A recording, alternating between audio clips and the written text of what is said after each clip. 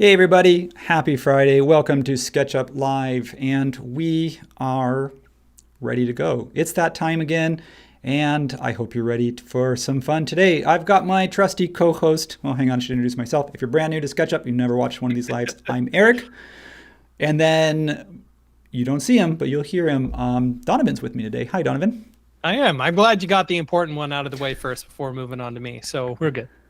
Good. Yeah, I know. You get to see two of me, and you just get to hear Donovan. But that's important. I need that co-host. He's going to be that. He reads the chat. So if you guys are following along, whether you're chiming in on LinkedIn, X, well, I don't know if we do X anymore. Facebook. Nope. Yep. Yeah. And then obviously YouTube is probably the easiest place for people. So if you have any problems or you want to really engage a little bit deeper, find us on that YouTube stream and join the chat. So I want to get into it, but I think we'll spend maybe a minute here just to kind of talk about what we're doing today. What is it we're doing? I always ask myself, what are we doing here? We are doing interior design trends. So if you saw our announcement on the forum, or even if you just stumbled across this just now, interior design trends, I've had this one in my mind for a little while. 2024 is still with us. There's some cool stuff that we're doing. There's some cool things that are kind of showing up in design projects that you probably are doing yourself. And of course, we look to, I know it feels like it's still far away, but it'll be 2025 before we know it. So we want to kind of look at which of these trends have staying power and which ones do we think we'll either we'll do more of, or we'll maybe say goodbye to some. And also, I'm going to need your input because interior design, I love it. I'm interested in it, but it's not my background. So I would love if somebody has that experience. If you're in the chat, join in. I'm going to need your help today. What about you, Donovan? Interiors. Where do you fall? I know you're pretty handy. You like to build stuff. So where do you? I do, and I love decorating. And so interior design is something that I've always been interested in. I used to go to Barnes and Noble and buy books for curb appeal, interior design, and stuff like that. I noticed after a while that every year it changes, and so I'm like, oh well, what I bought last year is outdated. That's great. I don't want to have to buy a new book, and so now it's just either library or just watching YouTube videos, Pinterest, anything like that to get new ideas for how to decorate. Actually, that's a good question that I kind of want to throw out there ahead of time. This concept of interior design versus decorating, but we can talk about that later. Yeah, definitely. We're going to learn. I'm going to learn as much today as I hope you do. I've got a few ideas in my mind, but again, with these live streams, you never know where we'll end up. So let's just, unless there's any other housekeeping items, let's just get to it. I'm going to shrink myself down. Yeah, the only other housekeeping item I have is that if you're joining us on a platform that is not YouTube and you're experiencing any issues, just come on over to youtube.com/@SketchUp and you can join the live stream there. All the cool kids are on YouTube these days. So, all right, let's do that. I'm going to shrink myself down. We're going to get started.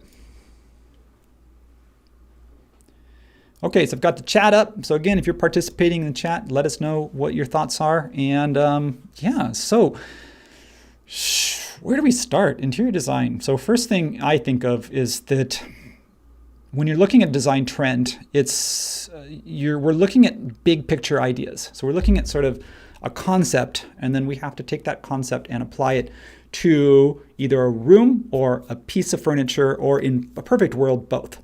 So what I want to do is, in my head, and I haven't practiced this, we need to build some sort of enclosure, so some sort of room, and then what we're going to do is we're going to kind of chip away at it. We're going to see how do we apply some of these big picture ideas to an actual space, whether that's the space, the furnishings, the accessories, the color.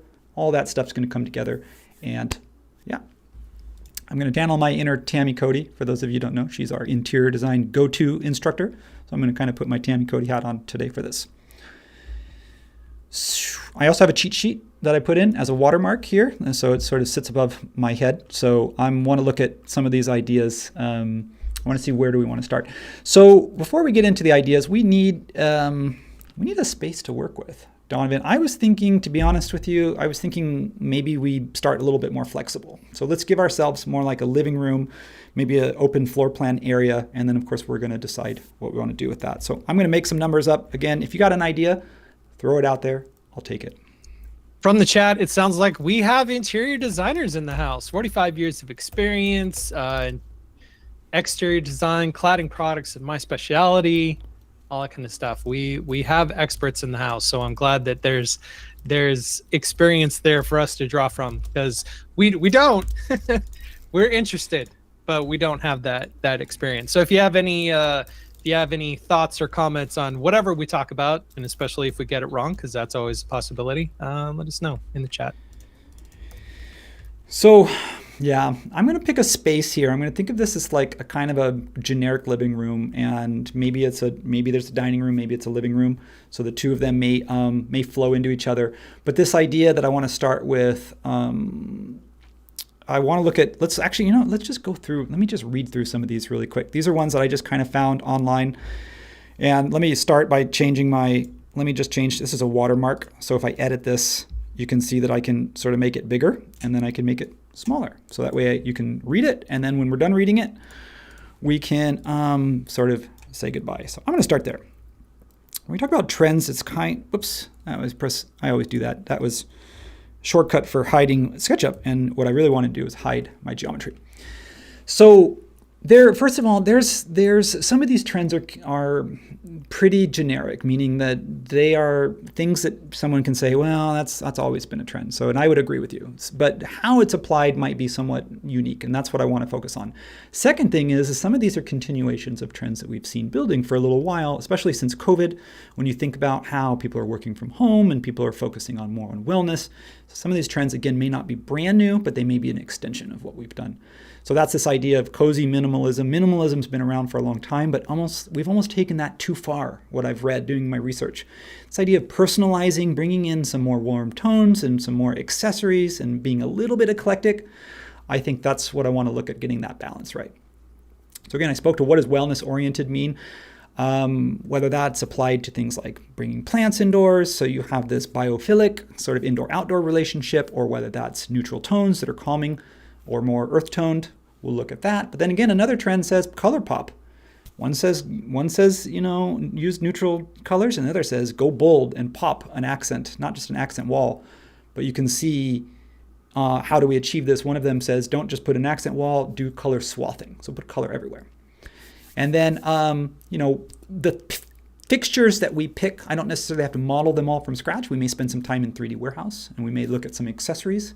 And I think that's a really great lesson for us to say, well, which things are we finding that may be from manufacturers, or they may be from somebody else, not necessarily mine, original thought, and that we would specify and would bring that in because it complements what we're trying to do. So how does that sound, Donovan? That sounds great. And speaking of great, I do want to give a shout out to our great audience from all over the world. My goodness, we have people here from Perth, Australia, from Indiana, from India, from I gotta scroll up, from Atlanta, Georgia, from Syria, from Lexington, Kentucky, Devon, UK, Toronto, Ontario, Canada, Kongsberg, Norway, New York, Netherlands. Oh my goodness, just the international reach every week. It's amazing. So welcome everybody. Happy Friday.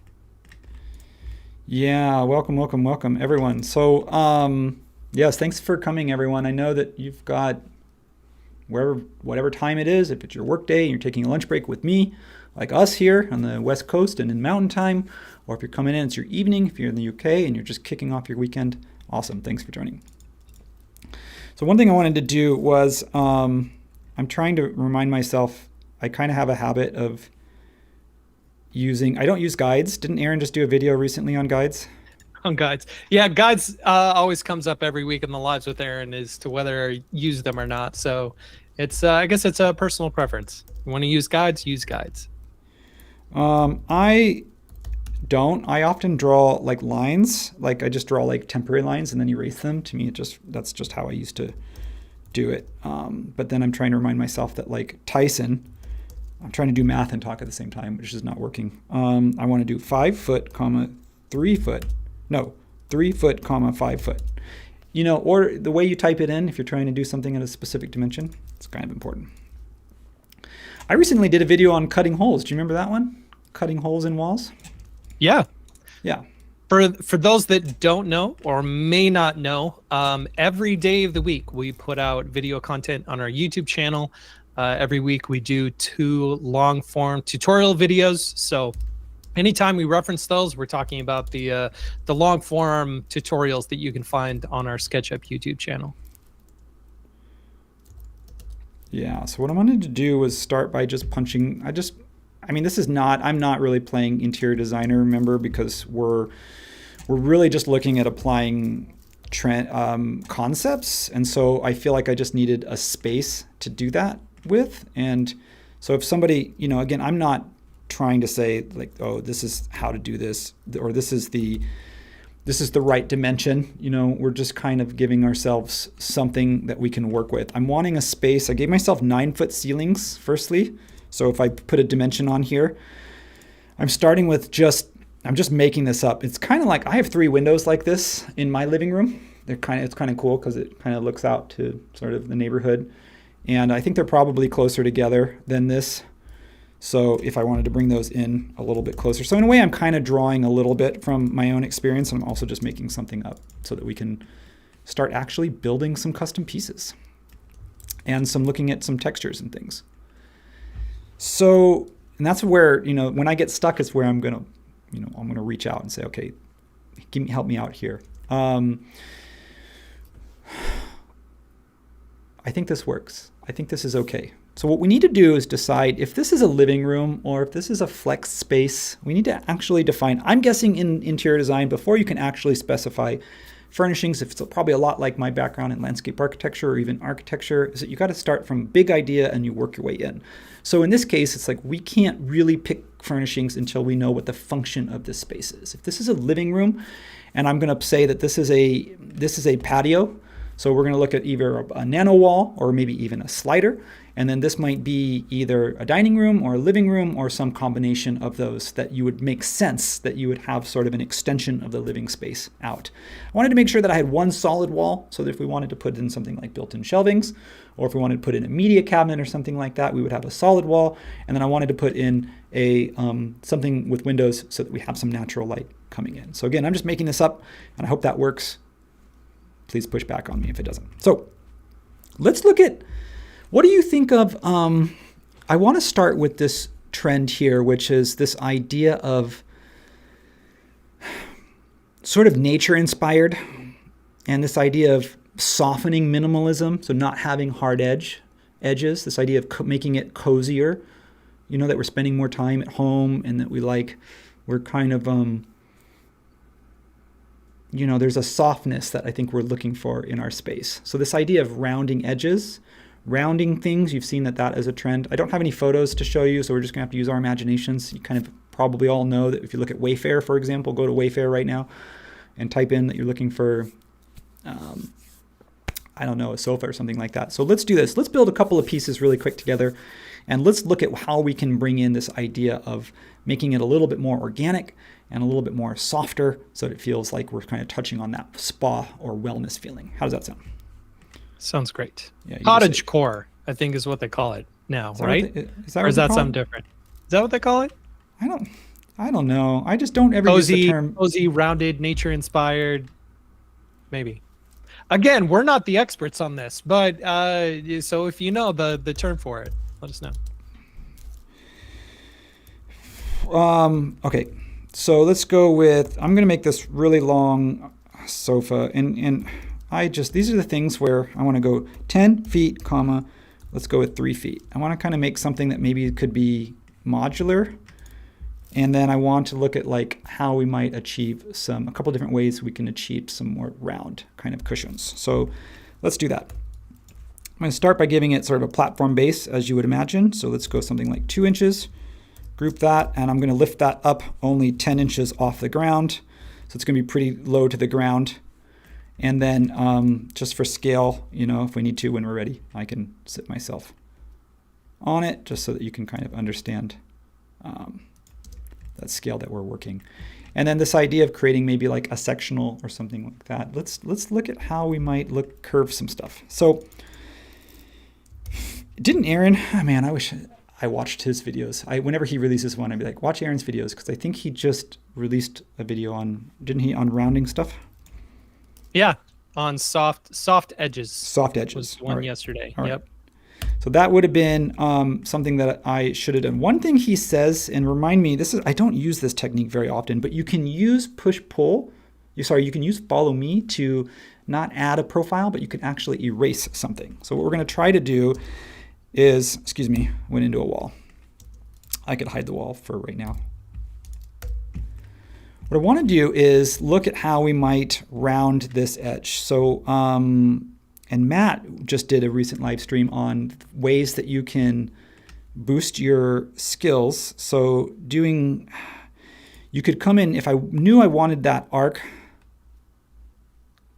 I don't even need to worry about this arc because I could set it after the fact. Like if I just set this arc here, all I want to do is make sure this arc is tangent.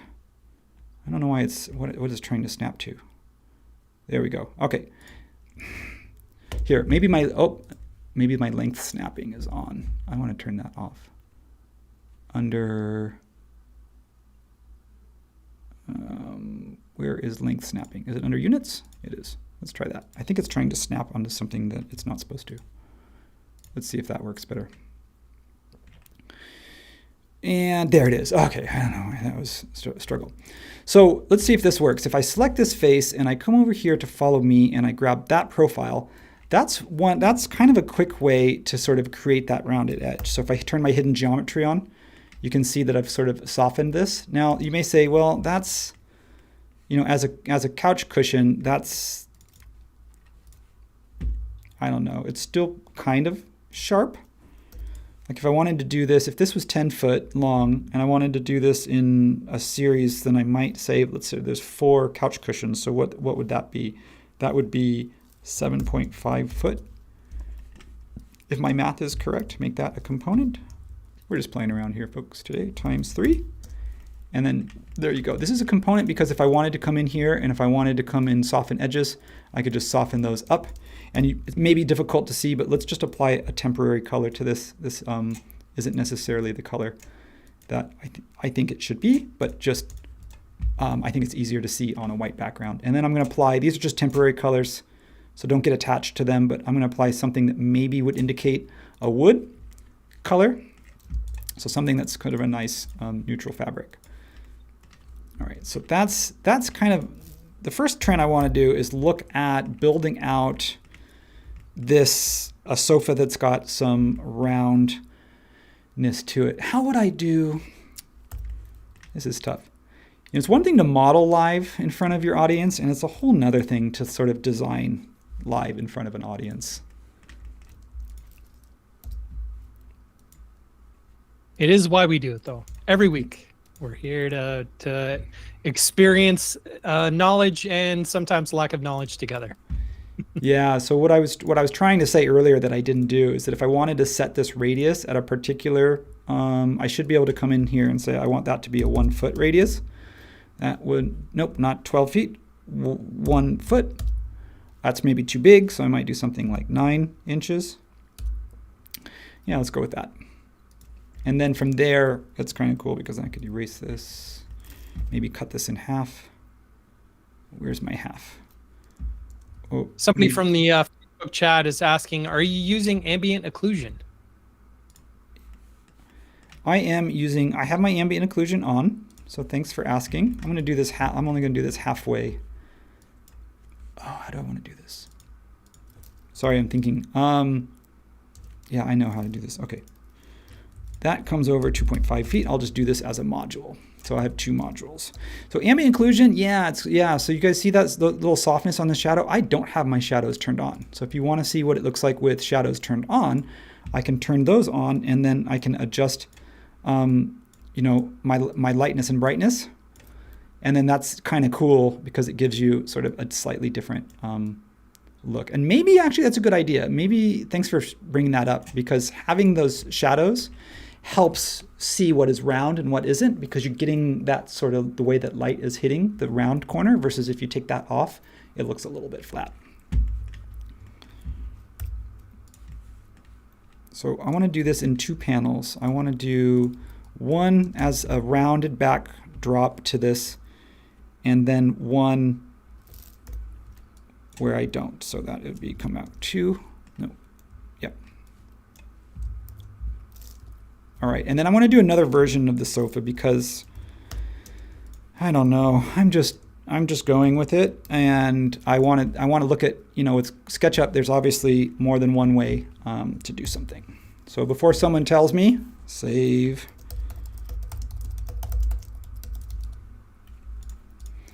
All right, so that would be, I'm missing a face here. I want to fill that in so it comes in. And then the shadow settings, you got to kind of, for me, I got to kind of be careful because if you get too much of that brightness, it feels like you're washing out.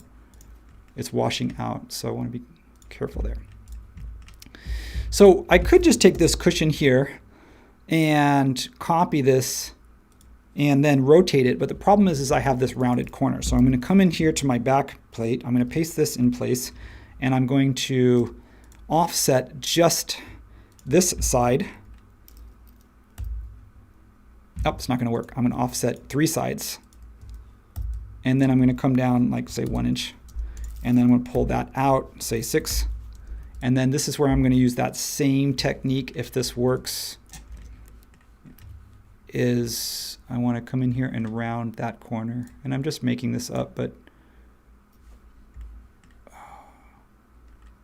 this is where it always like sticks because it wants to. Okay, I'm just going to make that number. So what I want to do is take this and this. I want to take this whole thing and I want to use follow me.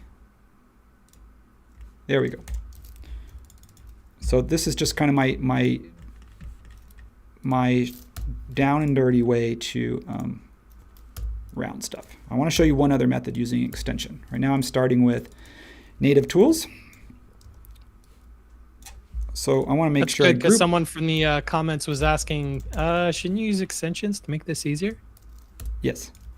Yes, but to be fair, if you're on SketchUp for web or Go or iPad, then you would maybe still want to use these methods. And the other thing too is I like to compare the process, because especially if an extension can turn something that takes 20 minutes into something that takes 2 minutes, which is awesome, it helps to have that context. To me, it's sort of like having that appreciation. So I do think that even if it's just as a way to say, this is not necessarily how I would do it all the time, I think that's okay. So, and I could have done this properly and place this right. I want to place this right, turn on my back edges. And there we go. Now I need to do a version of this, but here's where I want to get a little bit quicker, is that if I take this cushion here, and let's see if I can do this. And then let's see if this will work. I'm trying to see if I can like speed up this process just by cheating it, just by saying, well, what if we just squish that?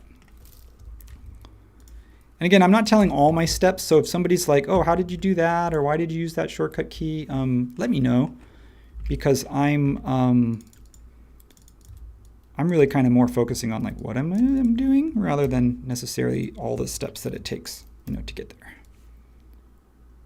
And then, maybe this back panel is, maybe it's done in pieces because it's modular, because that's kind of cool. So if it is modular, so for example, if I took this here and I really thought about this, if I was smarter when I started this, I might think about creating this as, I actually have a bed that's made like this. It's made in these birch, these sort of compressed birch panels. And you can kind of like plywood panels. Yeah, and it's like high density, and so you can kind of create different varied configurations. You can do a twin size bed, or you can put 2 twin size beds up and then put a queen mattress or king mattress on it. It's actually kind of cool because it allows like the mattress to kind of grow with you as you. Ooh, I got an idea. This, and this should all become one component. This, and can disappear. And all right, so I want to kind of, whoops, I made a mistake. Oh. I needed to make a copy first, which is why you really should be using the mirror tool, the flip tool, if you're going to do that. Now the cool thing about that is that if you wanted to, you could, in theory, take this whole thing, turn that into a component, make a copy of that, and then turn that, say, whoops. Just see what I'm doing? Oh, yeah. Yep. I think having like a modular, modular was not one of the trends that showed up, but necessarily, but I think, thinking about that. Oh, how would I do this? All right. You get the idea, folks. I think we're good. I'm going to take this one and just place it there. And we're going to call couch number 1 done for our space. Oh, it's not really done though. It's floating. How would you do the feet, Donovan? You're a woodworker. Would you just kind of do simple, almost like pegs? Or would you do something more? Like four by four, maybe taper them a little bit to give them some shape, give them some dimension. Jason is asking, are those colored pencils native to SketchUp or are they third party? The colored pencils that you see here, they're called, if you come over here, they're called, they're not called crayons. They're called pencils, and they're on the Mac OS. I use them because I'm lazy, but you can kind of you can find these crayons, which are kind of close. You don't see them as crayon shapes, but you can get, you can get kind of an easy poppy color palette that you can use. And then oftentimes I'll start with something like purple, and then I'll switch to the color wheel, because that way at least I know that's the range I want to start with rather than guessing. So that way, if I do want like consistency, I can go to a standard color, or I can just, tweak it a little bit and say, that's too bright. I just want to pull back a little bit. So yeah, thanks for asking. Yeah. Okay. Speaking of asking questions, since we're starting this process now, talking about interior design, I was on TikTok last night and looking at interior design videos, and TikTok showed me this one where this lady starts out the video by saying, what is the difference between interior design and decoration? And I thought that would be a good place to kind of start talking about interior design. Is what is the difference between interior design and decoration? Like, why talk to an interior designer instead of a decorator? Like, what's the difference in those two principles? That's a good question. I can't answer it. I think you do hear those two terms. You hear interior decoration and you hear interior design. And I will say that, speaking from experience, that as you can be a landscape architect or you can be a landscape designer. And the difference is, it seems like maybe it's the same thing. And I would say 99% of what we do is probably, whether you're a designer or a landscape architect, is the same thing. But the difference is legality, is that you have to pass a state-run exam to become a landscape architect. And you have to be able, that allows you to sign and stamp a drawing, in which case you are liable for your design. So that question goes back to the interior design community, is do you have something that is something similar that says you've met to go from decorator to designer? I don't know if that's the right order or the other way around. Do you need to meet sort of a certain level of, qualifications? It's a great question. Yeah, one of the things that she brought up in the video is the fact that design is about the flow of a space. It's about the functionality, whether you have a family, whether you have pets, whether you're single. And so the design aspect is about how each of those elements fit into your space. Whereas decoration, it's about accenting the space, about giving it color or, things that pop or dimension or things like that. But separating design with decoration in terms of there's more functionality to design than there is to just straight decorating. So that's one of the things that she brought up in the video in terms of the difference between designers and decorators. Starkin says an interior designer does the design and takes the shaping of the room, as well as the interior decorator only works with the accessories to create the atmosphere in the room. Scott says, I thought that decoration is more like staging a place with loose fittings, whereas interior designer... Oh no, there's no more to that comment. Scott, what else did you mean? Interior designer, ... We're waiting patiently. So yeah. them's my thoughts. Or I said, I guess not my thoughts, but what was brought up on a TikTok video. Uh-oh, did I make a mistake? I'm listening to you, Donovan, and I'm learning and I appreciate it. And then as I'm like engaged in your process, I'm like not thinking about what I'm doing. I need to make this a component. So, because the reason why, like when I'm talking or when I'm describing what I'm doing, it's like how my brain stays focused. But that was a compliment to you, because I got lost in what you're saying. So what I meant to do was make this a component, because if I wanted to, for example, stretch this whole thing, I could stretch aside. I wouldn't really want to do it that way.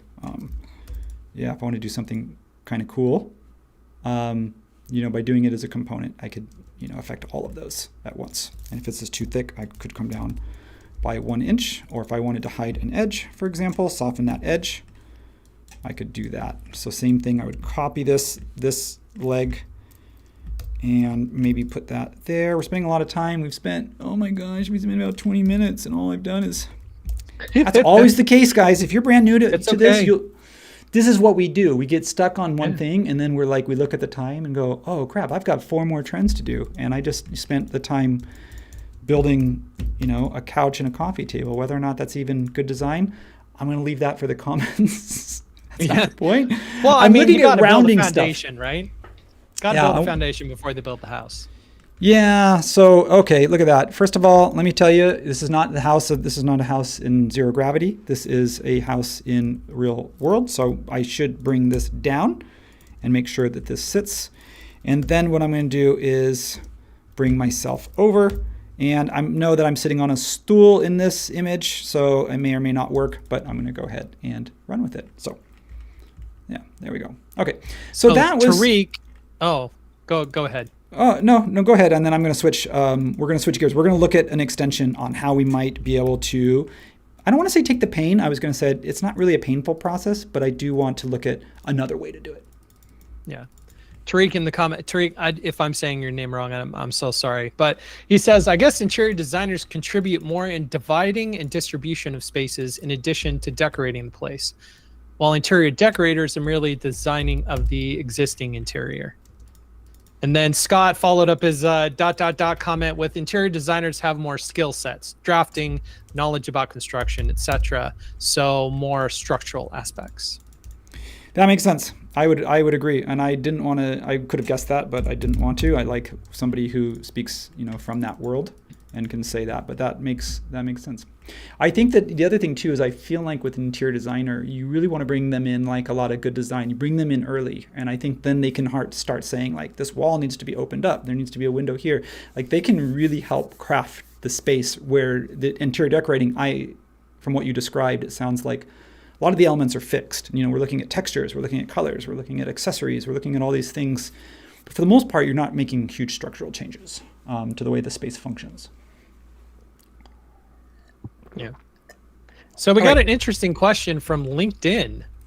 From Imran. Says, do you think SketchUp will ever bring vertex modeling into the program? As at the moment, SketchUp is a face and line edge heavy modeling. Well, that's where we're going. So that's actually perfect timing. It's almost like we prepared, like we practiced this. These aren't staged, I promise. There's no plants in the audience. Okay, so subdivision modeling. I'm using an extension called Artisan, and this is the latest version, Artisan 2, by Mindsight Studios. Now, it's a paid extension, so disclaimer. If you find yourself doing this kind of stuff, I would say it's worth the money, but at the same time, Tom, I have many of his extensions. He does one called Vertex Tools, and then he has a subdivision tool called Subd.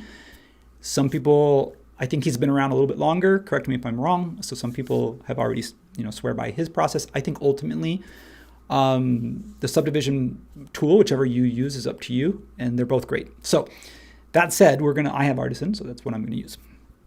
So by subdivision, and I am by no means a subdivision pro, and I haven't used Artisan in forever, so I'm going to totally screw this up. But what I want to do is kind of look at a few different ways to sort of look at that. So, and Aaron, I wish Aaron was here for this. So when you look at subdivision, we're basically modeling in quads. Like for example, if I create something that is somewhat geometric, but I want it organic, what I'm going to do is Let me hide my floor for this just to be safe.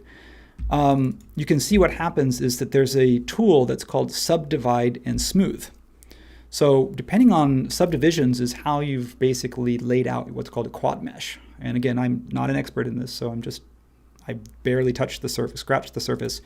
But you can see what happens here is that the less subdivisions you have, the less detail it takes when it interprets the what's called smoothing process.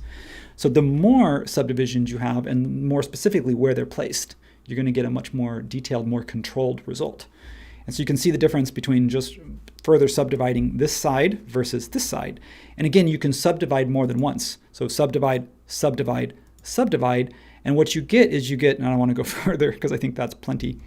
What you get is something that looks really, really clean, depending on, maybe it's a little bit fussy here, but again, that's something that has to do with where I placed my subdivisions. So I need to look at that. So that's a weird cushion. You can see I'm kind of bulbous on this side and I'm kind of tapered on this side. I maybe wouldn't want to do that, but let's look at something like, let's go back in time. Let's delete that, delete this, and take that corner and do kind of what I did with the coffee table, which is figure out that midpoint.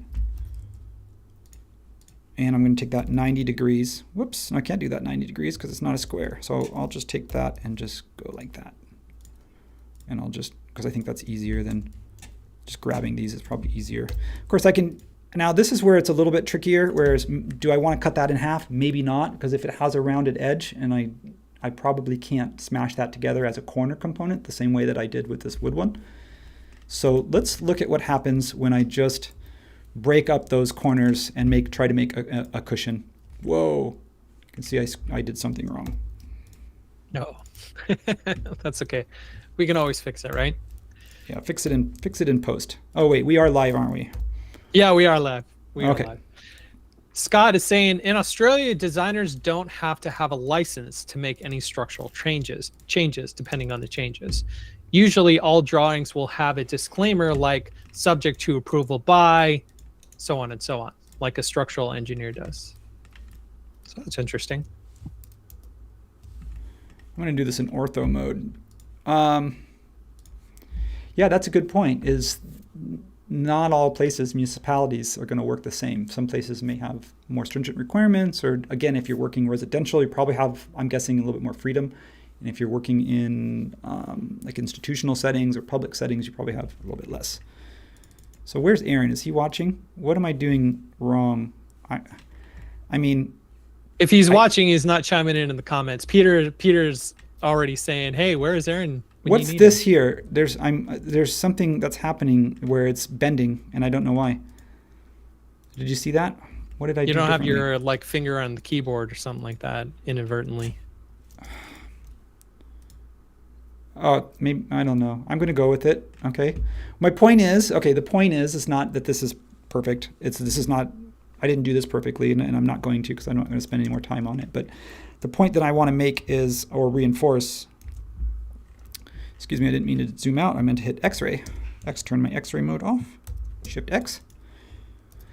The point that I want to make here is that you can see I did that rounded corner side, and that made for a pretty simple cushion. And it's still sort of a little bit blocky, but then now I've used this tool to subdivide the whole thing all at once. All I have to do is just know what the level of detail is that I want, and then I'm going to soften this to get rid of those. And I could probably soften it further, or I can just come in here and just use my shortcut key. And the nice thing about that is just it's nice and clean. It's nice, clean topology. It's nice, clean mesh, and I like that. And it's also CJ Ryan says, face on the inside? ? No, I think I got rid of it. I think I'm okay. I mean, it's good enough I'm happy with it. So if I were to come in here and take this, for example, I'll make this component, and same thing, maybe come over here and use this, pop this over here. I'm just using the modifier. So I'm using the protractor tool. Oh, I don't need to use the modifier. I'm using the right keyboard shortcut so that I can inference, so I can lock it. And maybe we don't want to go 90. Maybe we want to go like 85. Just have that little bit of a banter to it, or batter, excuse me. Banter is what we do. Batter is what the sofa should do. So Strecken from the comments says, which add-on is this they're using right now? All right. What I was using was Artisan. So it's by Mindsight Studios. And then again, just to not play favorites, if you wanted to use Sub-D and Vertex tools, you could accomplish the same thing. So that's kind of cool. I like that. Again, I'm going to set that off to the side whether I want to use that or not. I want to keep going. I want to look at some other trends. I want to do, let's do like, what's the term for it? It's not an armoire, but like something you'd see in your, not a hutch. It's lower than that. It's like a cabinet, but you would have it in your dining room. It's just my brain. It's Friday, guys. It's been a long week, so my brain is a bit fried. But you know, you'd put like some dishes and stuff in there. Let's just do something that's kind of like a little bit of a free floating furniture piece. How we might approach that. 4 feet, 2 foot. I'm going to start with sort of real world dimensions. I'm going to come up 4 foot. Nope, that's too high. 2 foot. And then I have to look at, I might use the same method because I want to go into a little bit more detail because I want to apply a different trend, not just the rounded corners on this one, but I want to go a little bit further on this. So let's explode that. Let's use the same process for that Matt used. We're going to come over here. If we want that radius to be set, something like 4, like we want a nice round number. And then we'll use the follow me to remove that. Actually, I don't want to do it that way. I want to do it the other way.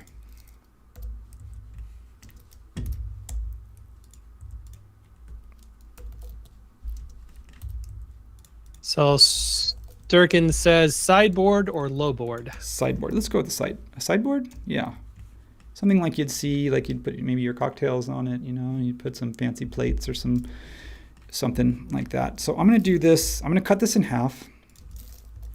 It's not really interior design as much. I'm kind of building furnishings, but I think we're going to try, I wanted to build something custom that we at least have that we can then apply to a room, and then we're going to go and grab some things from 3D Warehouse. So I want to kind of touch on all of those. I want to look at materials, I want to look at placement, and I want to look at some furnishings. And right now it's a hot mess, but I'm hopeful that we'll clean it up. I might have to look at, I have a cheat sheet. You can't see it, and that's okay because I don't want to use other people's imagery, you know, unless I have the rights to it. So let's see, let's try this. Offset this by 1. I can't offset this by 1.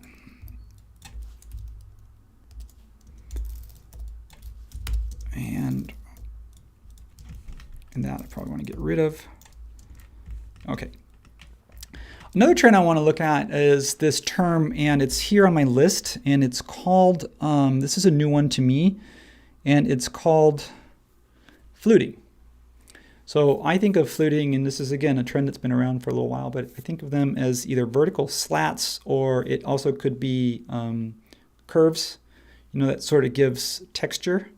And it's a way for us also to hit another one of our trends, which is, you know, bringing a coziness, so bringing some texture into our minimalism. So we have clean lines and curved edges, but we're also bringing now a layer of texture. We also can bring something like wood. So with wood slats, it's a really easy way to add depth and texture and also warmth. So we bring that natural element into it.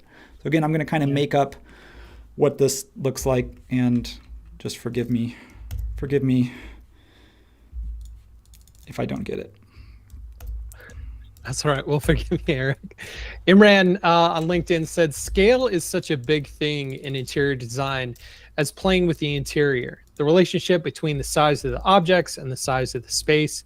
Playing with scale can create a lot of visual interest.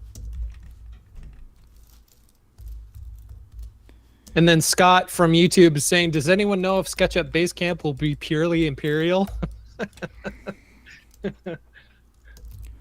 That's a great question. I think it's going to be up to the instructors. Firstly, with Basecamp, and I want to say, I'm sorry, I don't want to say this, but we are going to be focusing a little bit more on presentations. So the workshop component of it is going to be compressed, and that has to do with merging with dimensions. We're on kind of a different schedule than we would be if we were completely on our own. So this idea that, you won't necessarily need to follow along step by step with exercise files.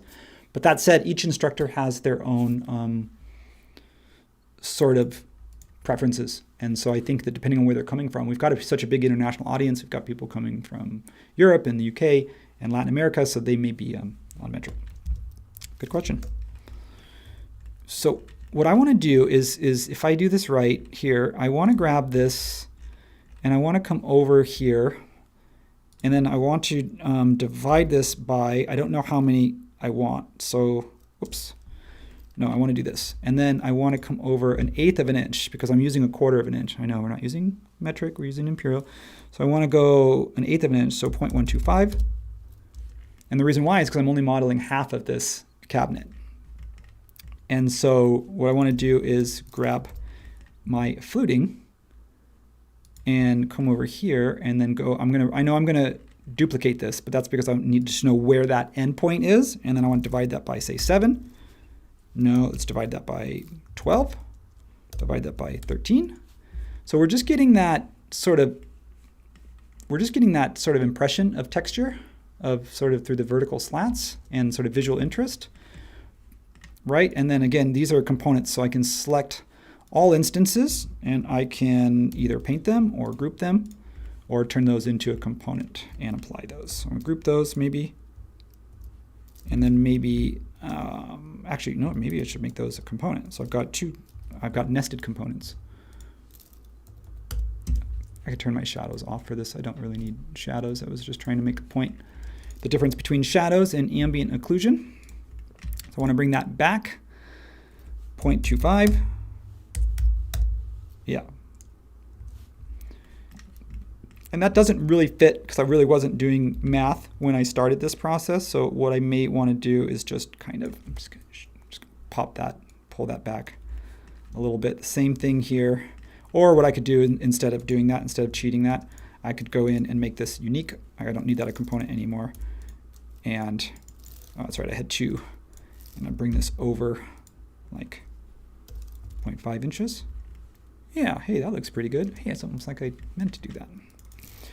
So the cool thing about this is this whole little hutch here can become, I am going to use the flip tool, which I don't.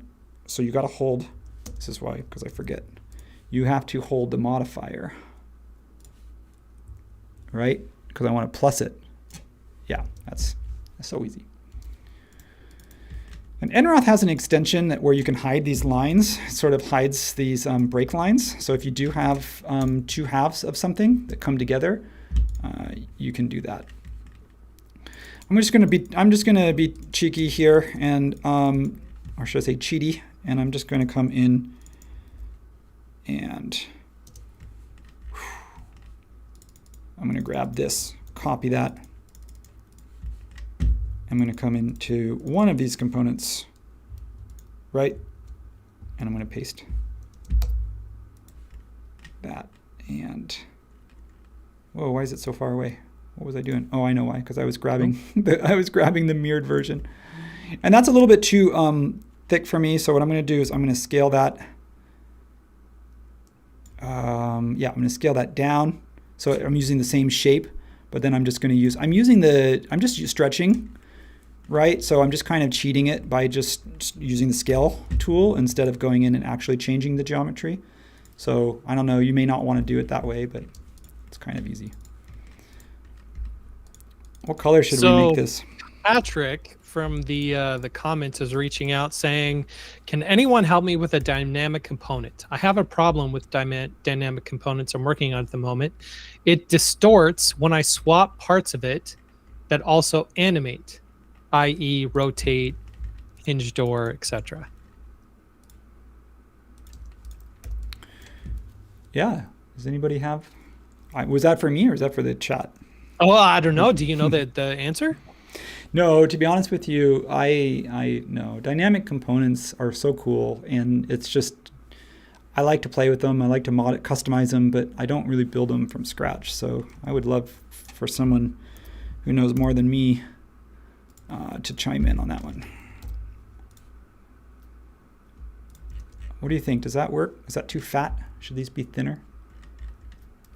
This is where it's like when you play designer, it's fun because I get to look at something and say, does that feel right? I know that that's not necessarily the way we do it. Okay, so I'm going to make that. I'm going to call that one done. Now I'm going to hide those because I don't really need those. I'm going to turn my space back on and make sure that this guy, and the colors are placeholders, so I probably shouldn't have put color on it, but I did kind of want to differentiate it from the space. Hey, maybe this is like, this can be, I can make this bigger, you know, and make this a media cabinet. Problem with stretching it is that it doesn't, this would be a good case for a dynamic component.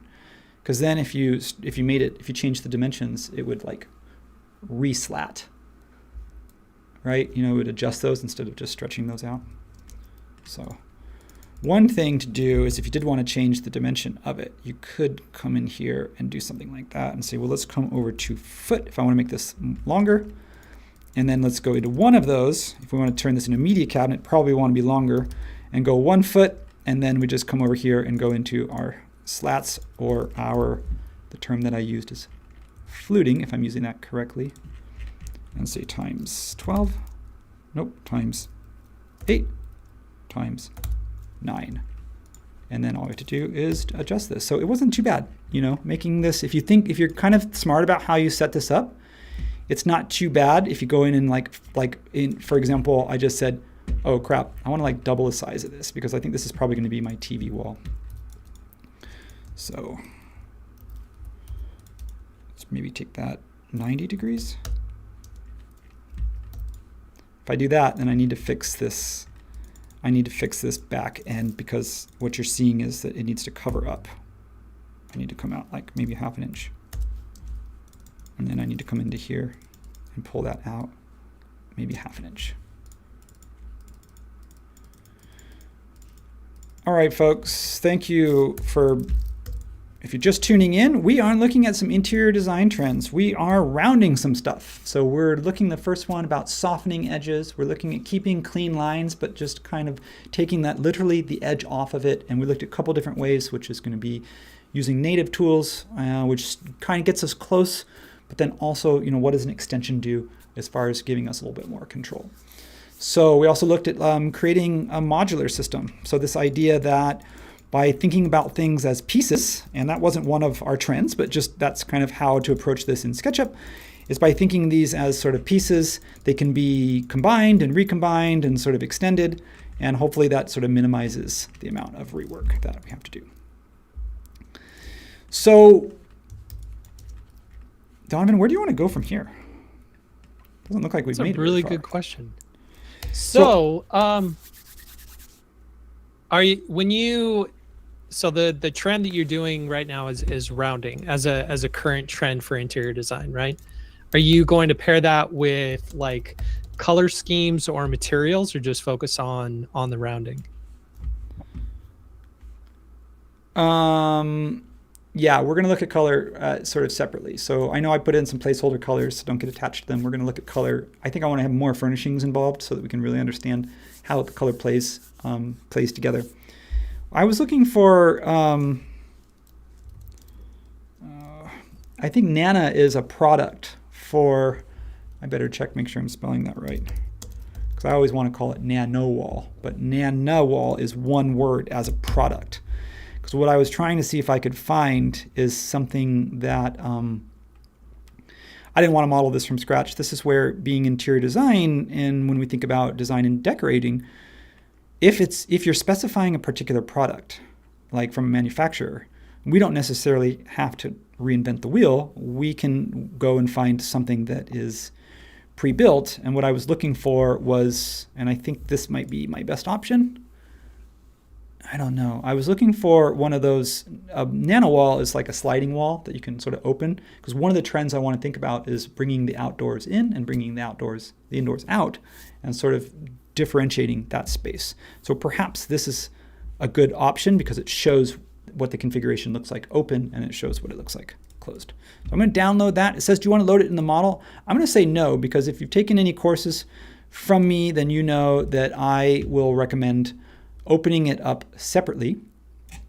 And the reason for that is because sometimes you get hidden geometry, you get extra tags, you get, crazy high level of materials.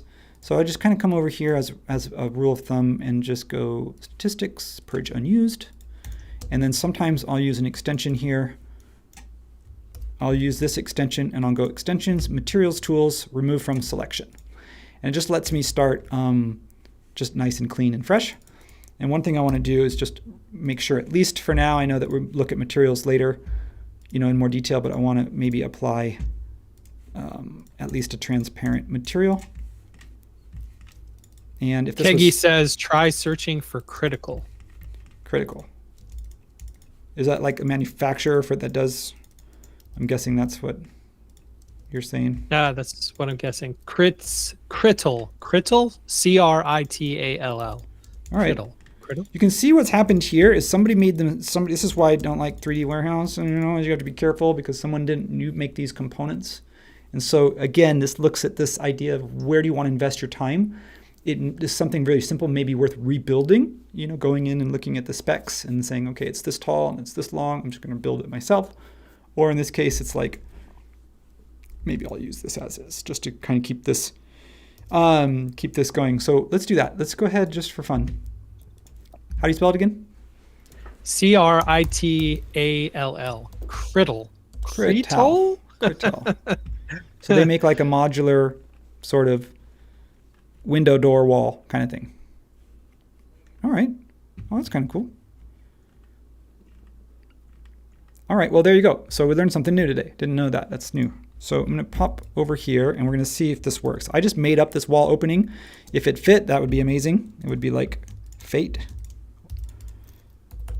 And if it doesn't, I'll show you a hack. What you do is you, in this case, because I'm the designer, I am both the architect and the interior designer. I can just change the size of my room to fit.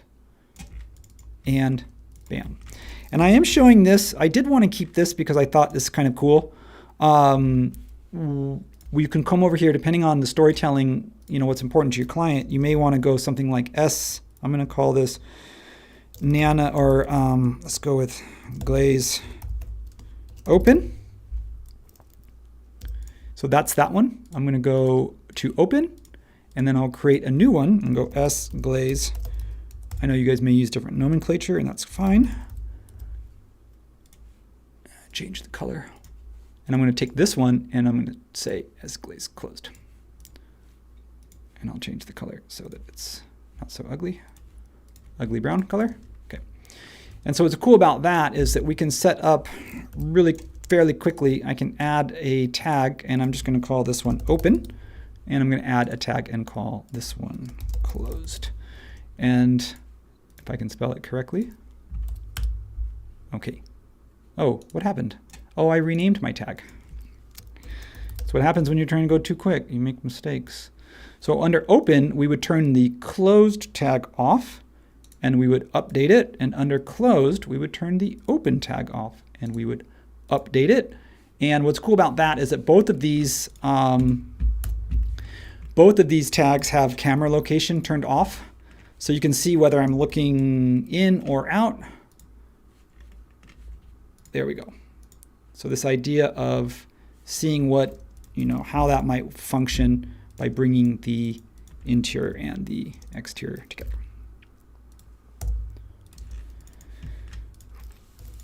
Our room is looking kind of empty.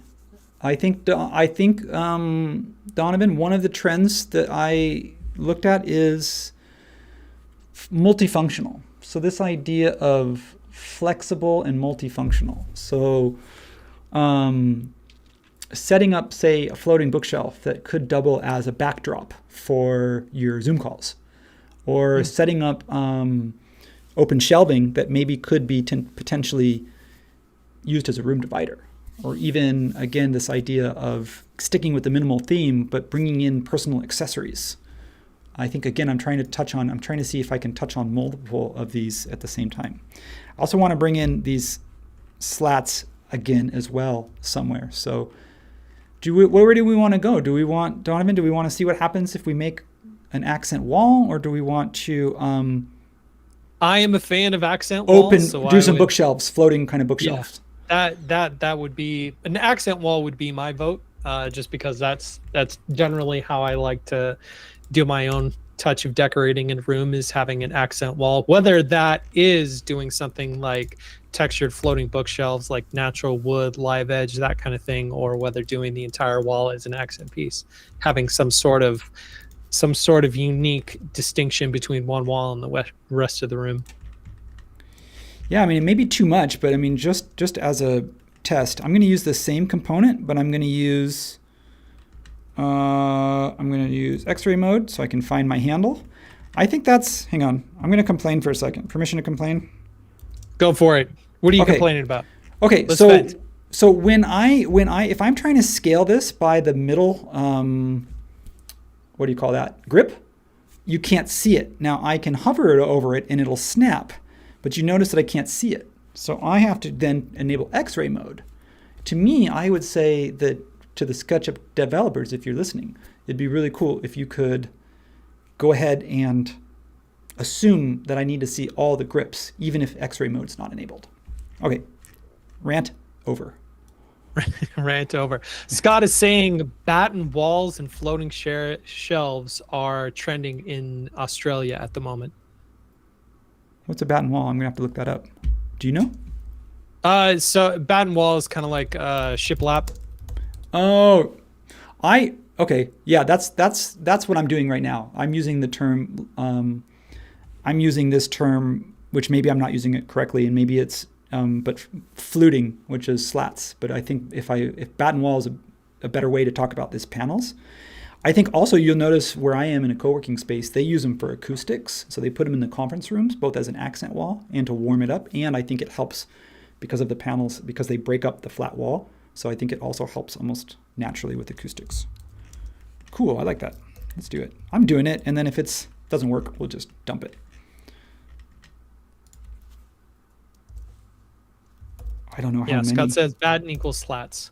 Cool. Board and batten is the process. I've used it in my builds a couple of times, doing board and batten walls. It's really fun. It's a good way to add, like you were talking about, that texture, because it does break up the space if everything else is pretty homogeneous. And I'm actually going to turn, I love ambient occlusion, but I'm actually going to turn it off for right now, because I think when you have slats that are really close together like that, you're going to see, or what I need to do is dial my ambient occlusion down. I also want to just put, I don't want this blue to influence me, so I'm just going to kind of use, I'm just going to use the same wood color for this, and then maybe just for right now, because I don't want to think that I'm settled on that color. Ooh, Colin says the scale handles show if you choose back edges.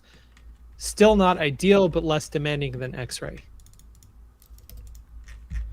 Okay, thanks. Yes, Colin, I think I knew that, and I should have mentioned that instead of saying X-ray. I don't know. This piece may not work here because it may be too much. So to create this look, we may want to have this piece somewhere else so that it coordinates. So you're getting that style, but you're not putting them up against each other, because you don't get that contrast. So maybe what we do is, as far as doing something from a media cabinet standpoint where we put our television, our flat screen, maybe we do something a little bit more open and simple, and then but give some space. So but still tap into sort of this neutral color palette. So I don't know, 6 foot, 2 foot, something like that. And I want to come up, same thing. I'm going to go up 2 foot. That might be too high. I might want to come down to 18 inches. And then I'm just going to go like that. Oh, okay, here's what I'm going to do. Watch this. I don't know if this is... Whoops. 6. Okay, so what I want to do is see if I can delete these faces. Okay. And then what I want to do is come over here, and I don't know if this is going to work. We're going to try it. And I'm just going to do this really thin. I'm going to go 1, 1. And then I want to select, is this going to work? Because I don't know that I've tried to do this. I may have to do this in smaller pieces. I'm going to click on follow me. Nope, it doesn't know how to do that. Okay, so what I might do is something like this, and then I might use follow me and then say do that. And then what I would do is, let me just make that a component. And then maybe that's all I need. Scott says concave, convex, demi-round, 20 millimeters, 40 millimeters, etc. Rico says batten wall, 50 millimeters, CLS with 8 millimeter MDF. That's what you do in the UK. And then Transom says board and batten was used on barns and outbuildings in the past. The wood was typically rough sawn. Shiplap and drop siding were used as horizontal siding on houses and wooden buildings. See, we come to learn. We all learn. Oh yeah, I just struggle through. I just do try to get through, and then I love that. That's why we do this as a team. It takes a village, because like my brain is just trying to get something that looks plausible, and then I rely on you guys on everybody out there watching to actually bring some real worldness to what we're doing. Okay, so let's see. Does that work? I'm gonna go up 1. All right, so maybe we just need some, you know what we need in this room? And I know how to say this right because I made a mistake on one of my videos, and I called baseboards crown molding, and I know that I'm getting chastised for that. So what we're gonna do is... Are you saying you got called out? I might have got called out. I might have made a mistake. Shh. So what I'm gonna do, I know that's rookie. I know it's rookie, but you know that these things happen. I want to go up. What's a baseboard? What do you think is a good dimension? Should we go up as high as 3 inches? Yeah. Yeah. Okay. Yeah. So Depending, there are thicker baseboards, more dynamic. They're usually pretty flat, or the more typical traditional ones about 2.5, 3 inches. Yeah. I might exaggerate it. I might go 1,4, just so that it reads better. So what I want to do is, this is kind of fun. So if you didn't see that video, what I'm going to do is I'm going to go into my floor group, paste this profile. And so we're going with the minimal theme. So we're going to keep this just kind of super simple. And then what I want to do is grab my floor group here, just select the face, and then come over and say, follow me. And then click that, and then what I get is I get the whole thing. Now, the problem is that it's going to give me everything, so I made the point to go fast on the using follow me to speed that process up, and then of course I know that I have to come in and then I have to go and remove the pieces. And I'm okay with that. You don't have to do it that way. There's other ways that I've shown how to do that. Okay. Where is this edge? There it is. So that can just, I don't want that to come down. I need to copy this first before I can push this down. I'm going to come to the other side, because remember I left a little wing wall here. So put that there, and then I should be able to just pop that down. Of course, I could use solid tools as well, depending on how I want to do that. I'm probably going to put like a little threshold. So I'm just going to put that in there. And if I get a reverse face, pop that out. Okay. Starting from together. So CJ is asking, what's the room height? 9 feet. So 9 feet. I don't have a ceiling on there, but if we wanted to start to get a sense of what this is feeling like, I might come over here and just give that a 1 foot. And I'll group that, and I will tag it. So I can turn that on and off. So I go...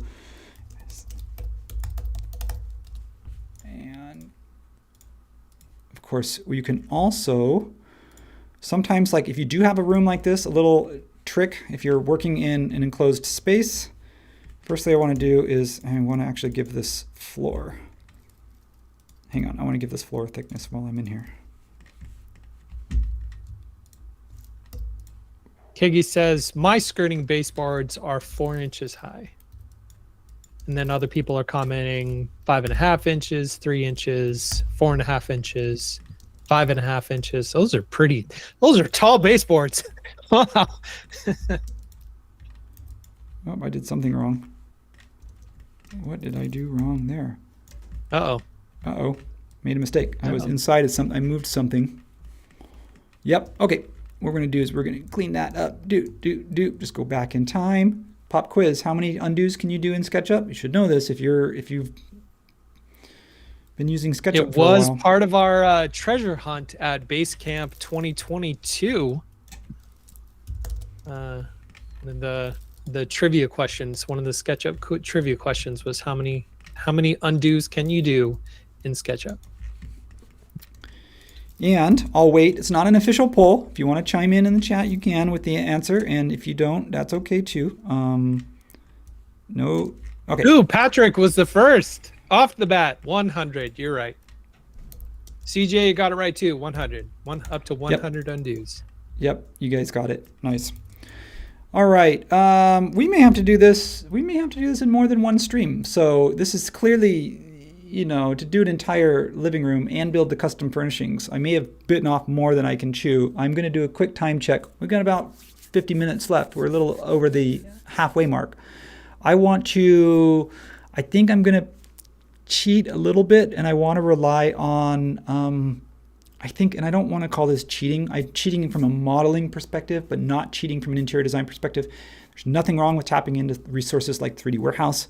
So what I want to do is sort of look at, I want to look at a couple of these trends, which is number one, which is what elements might we bring. Actually, I might want to finish. I'll put a little bookcase piece, and then so that we have places that we can put objects. And then I want to look at some things like tapping into some product manufacturers so that we can get some real world pieces of furniture as well that we're not necessarily building from scratch, but we're going to be specifying. And then we'll put in some little personalizations that I think will tap into, speak to some of these trends. For example, what are plants' role? Do we want to do a green wall? Or are the fiddly figs still in 2025? I think they are. It's a ficus, if you're wondering. And maybe what we need to do. I have never heard that term, fiddly figs. A fiddle leaf fig? All right, hang on. I'm going to jump the gun. We're going to go here, but here, let me show you. 3D Warehouse. I don't know much about plants, but I've never heard of a fiddly fig. No, not fiddly. Fiddle leaf. A fiddle. It's the shape of a fiddle. Fiddle leaf pig. Fiddle leaf. Fig, not fig. Fig. Fiddle leaf fig. Fiddle leaf. You've got to say that 3 times fast. Fiddle leaf fig. If you say it too fast, it'll sound actually kind of like the way you're saying it. We're going to call it a fiddly fig for now on. I'm going to break my rule. I'm going to place it right in. So this is not a fiddle leaf fig. So that was a bad call. All right, we're going to get to it. We're going to learn a few things about plants later. So what we need to do is look at, let's zoom out. I want to show you, now that I've got walls and ceilings, I want to show you a little tip. If you haven't taken my course on interiors, and both for V-Ray and for commercial interiors, we can come in and look at things like adding tools, section planes. So that's one way that we can just basically get rid of that ceiling. So, the cool thing about this is I'm gonna redo that, but I'm going to take my ceiling and my wall group. Instead of having to hide that or put it on a tag, you could literally come into your wall group, paste that in place, move that to wherever you want. And the cool thing about that is that it allows you to sort of move the wall. If you put the section cut into the wall, as opposed to just putting it in the entire model, what it does is not only does it allow you to have 2 section cuts active at once. So you can see that I can cut 2 sections at once so that I can really focus on this living room. But what it'll also allow me to do is, you'll see it's not cutting through the furnishings. So for example, if I wanted to work on this batten wall, I could do that, and I could do that by just toggling really quickly. So that's, ceiling. Okay, good. Now I can, oh crap, I lost. I'm in a wall. All right, I'm back. You're back. And then the cool thing about this is that, again, the same thing is we can look at, we can go back and just check and see how we're looking. I'm going to add a black detail. You know what didn't show up in my trend search? What's that? I'm curious.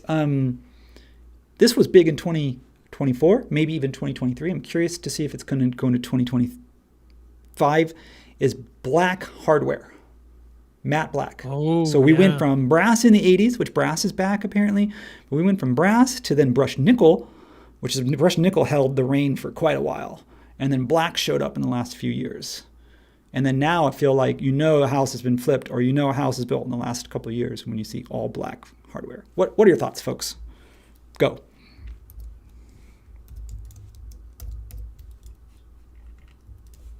Oh, I can't hear you, but you can talk amongst yourselves.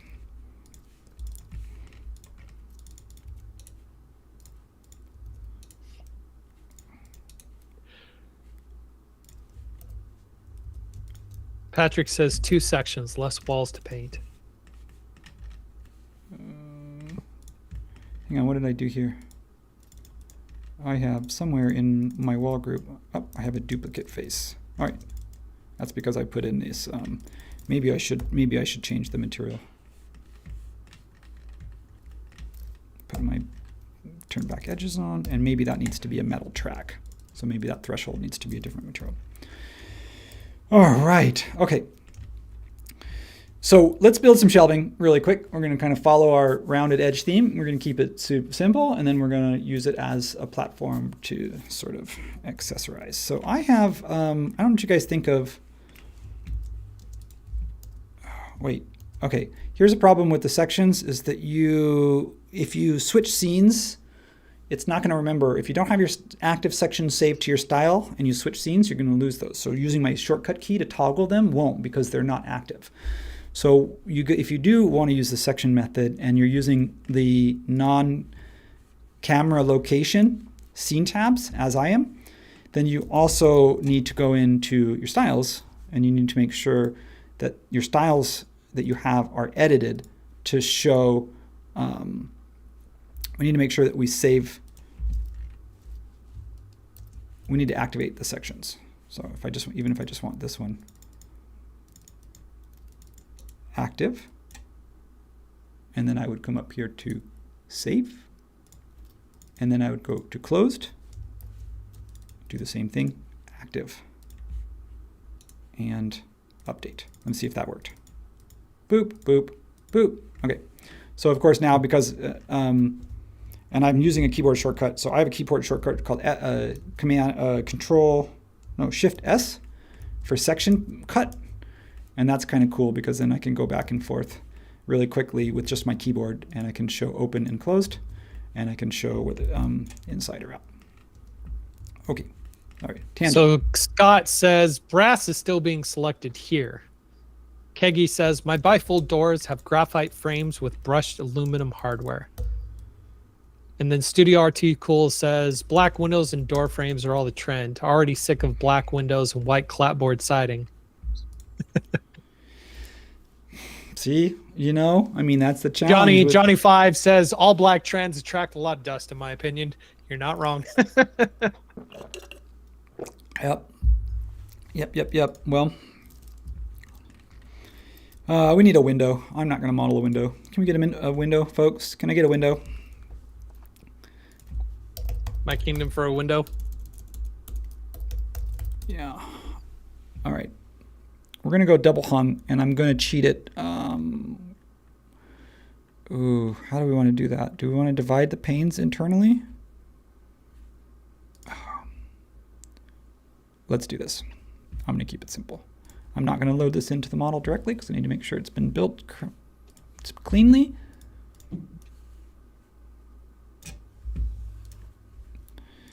You know what? When we do these streams, I learn a lot, but a lot of what I learn too is that I kind of learn to appreciate.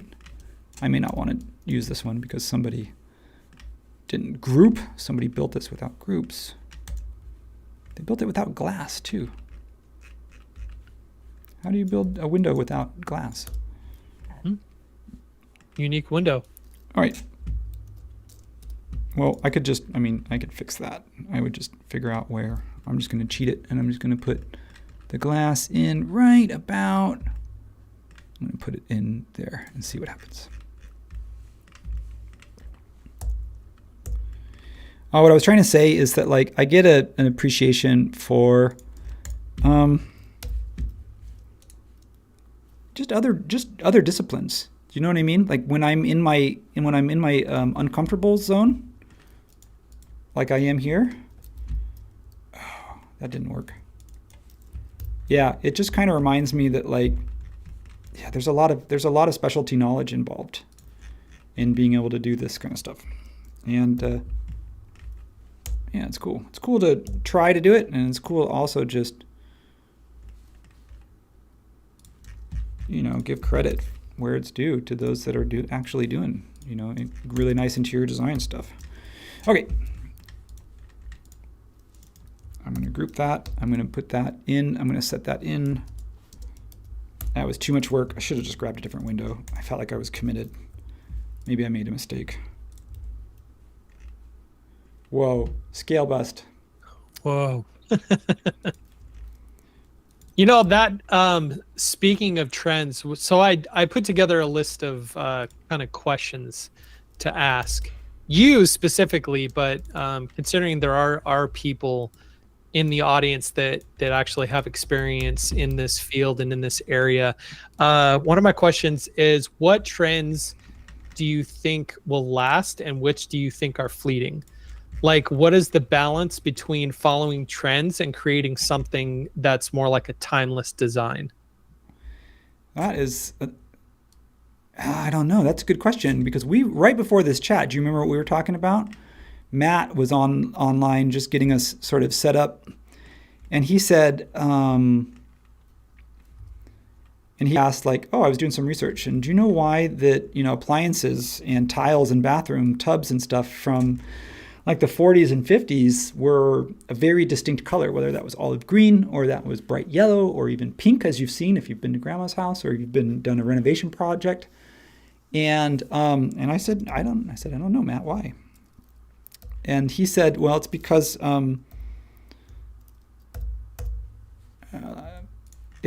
that's how you knew if you were on trend, right? So this idea of doing this on purpose, like this idea of really saying, hey, you're on trend, whereas your neighbor isn't, and then you're playing this game called Keeping Up with the Joneses, or you want to say, no, I'm looking for timeless. I'm looking for something classic, whether I repaint it or whether I put new art up or whether I switch out my sofa, maybe, but like I'm really looking for big things that structurally will sort of endure. That's a question that I don't know the answer to. I guess the answer, I would imagine, is that it's a combination of both. So you want some things that are new and fresh that are current, and then you want some things that sort of literally stand the test of time. Push back if I'm wrong.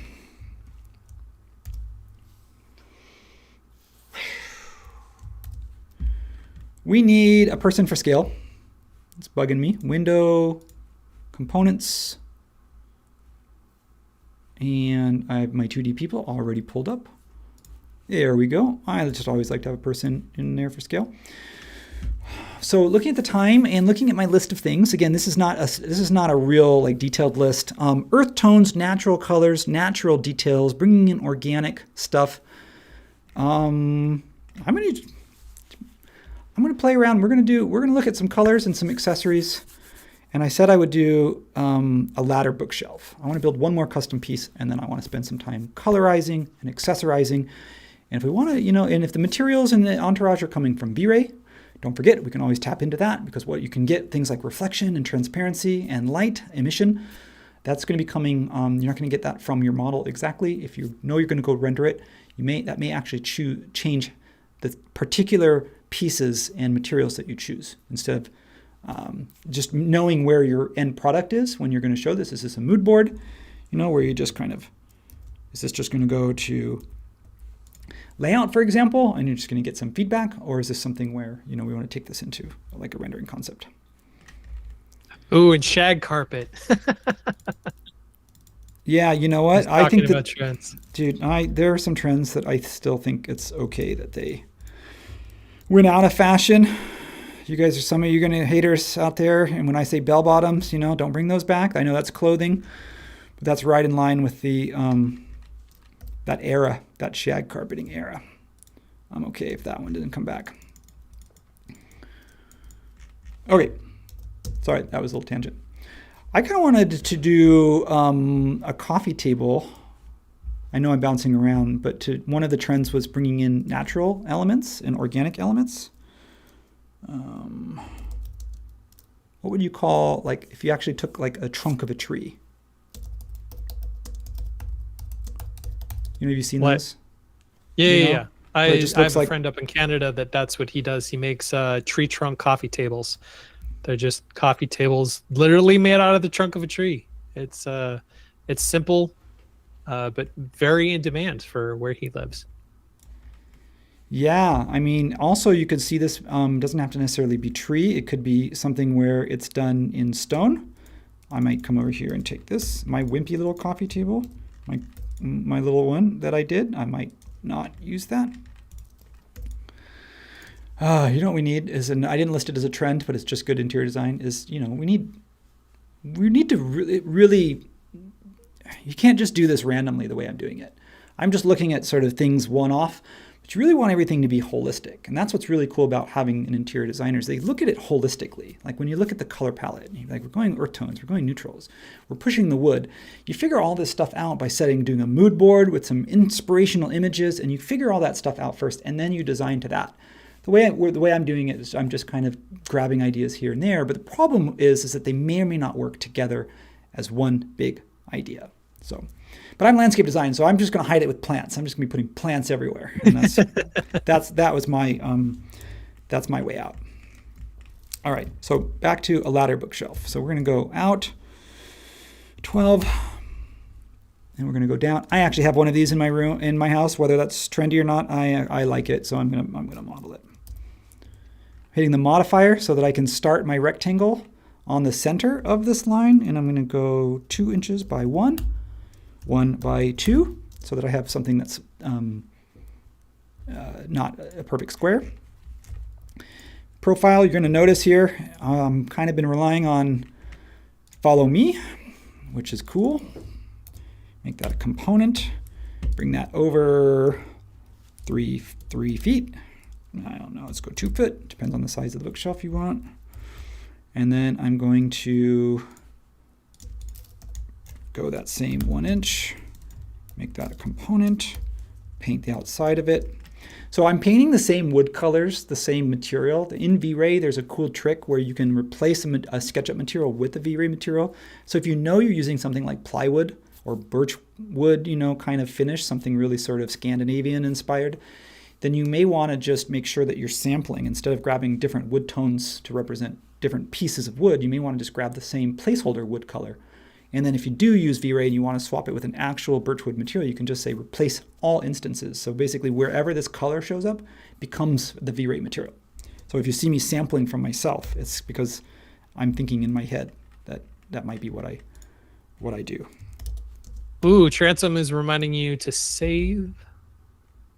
Sweet, thank you. Let's go down 3 feet, and let's go times 2 times 3. I'm actually using the divide command. And because this is a component, if I mess that up, I could put that back, or I could notch that, and we could let that sit flush. What do you think? Should I put this sort of needs a structure to hold this, otherwise how is it being held in place? Should I do this, Donovan? You're a woodworker. Should I sort of notch this? Do you think that's how you would do it? Yeah, I do like notching it. I tend to like like handcrafted stuff. So like Japanese style woodworking where, you know, you use hand tools, notches, you know, all that kind of stuff. So that would be my my vote is notch it. Okay, and then if that, I mean, that's kind of a down, pretty quick and dirty way to do this one. So I might just grab, if I'm going to go this far, might as well go all the way. I'm going to make this a component because I might want to copy this. Oops, I'm going to sample the same black material because if Hey man, it is a trend, again, whether you like it or not, whether you agree with it or not. What do you think? Do you think this is too thick? It's all subjective. It is. If I come in 0.5 on that. Oops. That looks better, right? Maybe it looks too thick. I don't know. I probably should.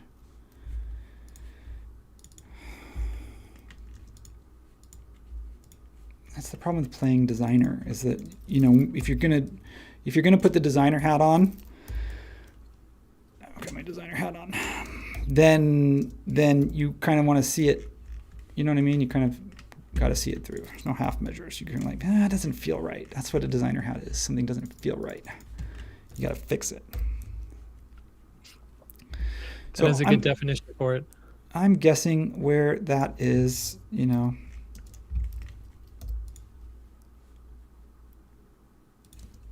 Ooh, Scott's saying you could put batten underskirts to support the rear under the rear of the shelves. Oh, around the bottom part? Like, from the bottom down to feel like to make it. Yeah, this one here, I've seen these ones here. They have like a tiny little, if I was going to do this proper, it would come down like this, maybe one. And then I would, show this come up like out maybe 0.5. And then that would there'd be like a little circle. Using inferencing, get that middle, 0.25, and then there you go. So that would be like where your hardware, you would want to make sure that that's really securely mounted to your wall. And this is kind of cool. So this is where I might make a unique one, and then I might take this whole thing and just pull this over and just do a version of this, where I pull this over another 2 feet, and then I select all instances, make unique, and then that way I can just grab one of them and pull just one of those over. This is why I like, I like knowing these little tricks. So if you did want to, if you had a bigger wall and you wanted to have another version of that, I don't know if that works or not. You might say it doesn't, and I might say I agree. So group those together, and again, I'm playing around. If I want to go a little bit higher, I can, and I'm going to call it. All right, this seam is kind of bugging me right there. I know it's modular. Whoops. So maybe it's okay. But if I, but I can also just, in real life, there would be, that little seam. Kind of reminds me of when the industrial look was really popular and people were making everything out of like the black piping with wood accents. Definitely has that feel to it. Yeah, that's a good point. Open, let's go with open. I want to get some fresh air in here. All right, so, and I might just flip this around just to make this room feel a little bit better. I'm just gonna move this off to the side. I don't want to delete it. Where's Tyson when you need him? Where's his boneyard? Yeah, where's the boneyard? And then what I want to do is let's look at some, I don't know, how are we doing? I need we need some accessories. We need to. Okay, so cozy minimalism was a term that I heard, and I think that I said in the beginning, is this idea that, if you go too stark, it can be too monochromatic, it can be too much. And I think that we're seeing in 2025 almost an opposite reaction. This idea of personalizing a space, of course, still sort of thinking of wellness in mind, in which case you don't want to go too crazy. But if you're consistent with if you are going to go big, and that's eclectic. And we're seeing that sort of counter swing. So the question is if you can't do both, you can't be both cozy minimal and sort of bright eclectic. But what you can do is you can sort of cherry pick, and you can say, actually, if you're too minimal, it feels like it's devoid of personality. If you're too monochromatic, it feels it can be too cold. So what we want to do is bring some warmth into this space, and we want to bring some personalization to the space. And that's what I hope to do here with our remaining time. So Donovan, I'm going to need your help. Let's do this. Let's go to 3D Warehouse. We're going to spend some time in 3D Warehouse. I like 3D Warehouse. We're going to go with flat screen TV. And guess what? Because the client has a big budget on this project, we could specify some really nice fixtures and some things. So how big do we want to go on flat screen? Probably pretty big, don't you think? How big do they go now? I don't even know how big they've gotten. You know what? I've got this one that I think is giant, and it's actually I think it's I swear it's like one of the smallest ones you can get, and it's still 50 inches. Do you know what I mean? Like they're gigantic now. I was looking for like the cheapest, like smallest one I could find, and that was it. So I'm going to use my inferencing to center this above my little unit, and then I'm going to go up, and this probably would need to be enclosed if it would be a proper media cabinet, but that's okay.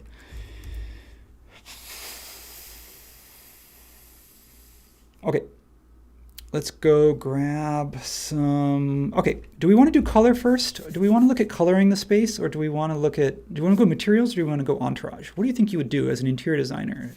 I feel like you kind of need to get the color scheme down before you pick individual pieces, like a lamp or something that may or may not work with the color scheme. Because with the color you can repaint or refinish, but with an object that may be fixed as far as its materiality. What do you think, Donovan? Oh geez, I don't know. Yeah, but you made a good point that like the color you can always change at the last minute. So like let's put that off. I personally would probably do color first, just because I'm a very visual person, and so trying to get an idea or a feel for a space, like I would instantly want to put that color in my model. That's also how I model in SketchUp. Like I'll model a piece or a component or something like that, and almost immediately just put a color on it. Even if I go back and change that color later, I want to visually have that distinction between each separate piece that I'm creating. But like I said, that's just me. Well, let's take out some color then. This was meant to be placeholder anyway. So I'm going to go extensions, materials, tools. This is a great one. It's by TomTom. Shout out. Thank you. So the cool thing about that is that, although I did take color out of something that I wasn't supposed to, but that's okay. He does make a lot of really good extensions. Yeah. Okay. So what I want to do is kind of start over from scratch. We're looking for warm stuff, and let's do some flooring first, and then let's see what that does, because I'm worried about going too colorful and then coming in and doing the flooring later. So let's just keep it classic. If it was up to me, I'd be doing wood floors. So let's go. Again, we're starting to sort of. I'm looking at how to use the last, less than half an hour where, I still want to tap into trends, but at the same time, I'm also wanting to get a finished model. So I'm going to kind of shortcut some of this process here, if that's okay. And then, this is something too. I'm going to share this. I did mention it, so you don't have to. If you are going to go to render, I would come over here for something like this. I might say, well, I know I'm going to render this, so I can go to 3D Warehouse for materials. I can go grab my own custom materials, or I could purchase materials, or in this case, if I do have a V-Ray license, if I'm a studio user, or even if I'm a non-studio user, have V-Ray, you can come over here to SketchUp. V-Ray Cosmos. V-Ray Cosmos is getting better and better like you can see right here, it says new version update. Usually what that means is that they've released new assets. So when they say new version. So I'm just going to type in wood plank and just see what happens, what comes up. Or I might just look at wood floor, because maybe I don't want plank. Maybe I want something different. Like I didn't read about parquet. What do you think about parquet? For it? Against it? What is parquet? Parquet is like when they use smaller pieces of wood, instead of running them in long linear pieces, you can do them in almost a grid. You can do chevron pattern, or you can do them in a herringbone. So I'm going to try that, and I don't know if that's going to be a trend or not, but either that or we can just tile it, keep it simple. Let's try this. Download this. And what I'm going to do is I'm going to come in here, and I'm going to close out of there. I'm going to look for that material in my asset editor. I'm going to come over to materials. And there shouldn't be too many materials, but I may want to purge model info, purge unused, And hopefully that gets rid of any materials that aren't in there. And I should have, oh, I shouldn't have done that because now I got to re-import that because I hadn't applied it yet. So there it is. And then what I would do is say apply to selection. So make sure that this is selected and say apply to selection. So there it is. And if the scale is off, you know, sometimes I find that the scale is off. I can come into materials and model, double click that, and I could do something like, I could do that. I don't know. What do you think? Is that too busy? Oh, it's good. It's good. It's got a good look. I could change the scale too. I mean, Patrick says herringbone. Herringbone. You want to do? Okay, I want to see the okay, so the size of these. Whoops. If I check this, if I just again, I'm just faking this, but that's 4 inches. It feels good. I don't know. I actually like sort of, you know, old houses. The old houses used a much skinnier. They used a much smaller. So I don't know if that's because they switched to vinyl plank, and that means that it's cheaper because the bigger the planks, the less install time you have to do versus the little thin ones. All right, so I'm a little too wood right now. I'm a little too much wood, but that's okay. So I want to do is I grab this little palette. I want to show you here if we grab not the regular eyedropper, because you can't eyedrop this, but if you grab the screen eyedropper, which is my head is blocking, if you grab the screen eyedropper, then we can grab a color. And you know what's a trend that's on its way out? Grayish, which I'm happy because I'm tired of seeing gray on gray on gray on gray. Let's bring some color back into our lives, folks. Let's warm it up. On social media, it's called millennial gray. Is it millennial gray? Apparently, as millennials, when we reach a certain age, everything turns gray. I'm not part of that crowd. I am a millennial, but we don't have a lot of gray in our house. So I'm not following that trend, but that is what it's called, millennial gray. My realtor calls it grayish, which is a mix between beige and gray. And I was like, well, wait a minute. You talk about personality-less, which is like beige is also implied boring. And again, not to knock beige because beige is beautiful on its own, but beige is as a descriptive term means boring. And gray sometimes means like gray day outside. You know, I'm feeling gray, you know. It's like, I love gray too, don't get me wrong. It's one of my favorite colors, or should I say shades, because it's not really a color, but yeah, tint. Right. I love it too because it's neutral. You can see I wear black all the time. So my hat is gray. All right, sorry, I'm getting off topic. We have time. We have time to finish this. Speaking of off topic, Peter says parquet flooring was a very 1950s mid-century style. All right, we're going to do this. I'm going to copy this off to the side. And I'm going to be smart about it. I'm going to get rid of this because I don't need that. I'm going to hide that. I'm going to copy this. We have the time. So what I'm going to do is come over here. This isn't a component. So what I'm going to do is we're going to look at, we should never go with our first option. We should compare options. How do I get out of this? Okay. Let's go with parquet. Parquet? Let's go with parquet.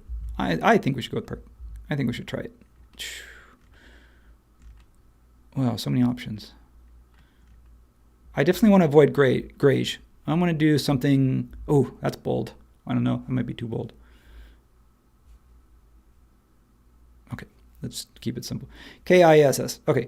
I'm just trying to think. Do we go cool or warm? Because I wonder if it's going to be too much. Let's go warm. Man, this is tough. It's tough. Being a designer is tough. You got to make decisions. And that's the hardest part for me, is that like, you got to make a decision and you just got to run with it. You got to say, that's it, man. That's what we're going with. You got to be willing to face the consequences. Yeah. All right. So where is the material? Didn't I import it? Did it do the same thing? I didn't purge it. I wanted this one. And it's called flooring, parquet, herringbone. So what I want to do is come find flooring, parquet, herringbone, apply to selection. There it is. So really quickly, we can just do this really, quick comparison like this. So copy that, delete it, delete that. Whoops, hide that, paste in place.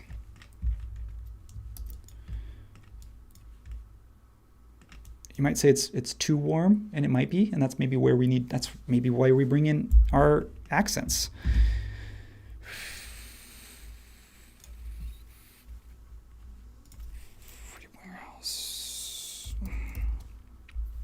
What are trends in rugs today, these days? Are we going back to more, are we keeping it somewhat neutral? Are we going something traditional, or do we go with something what would you modern classify and color as traditional? poppy? Traditional would be something like you'd see like a Persian or a Turkish rug, something that has geometric patterning, fractal tiles, maybe some sort of, pattern. I guess something that you'd think of as more of a traditional pattern. Man, this is tough. I could just spend all day. It's so much fun though, isn't it? I mean, woven, I don't know if you think about like jute matting or wool, like just a woven material. I kind of want to go neutral. I want to stay on the warm side, but not so dark, because I want to bring some light into the space. And that is not the size of the rug that I want.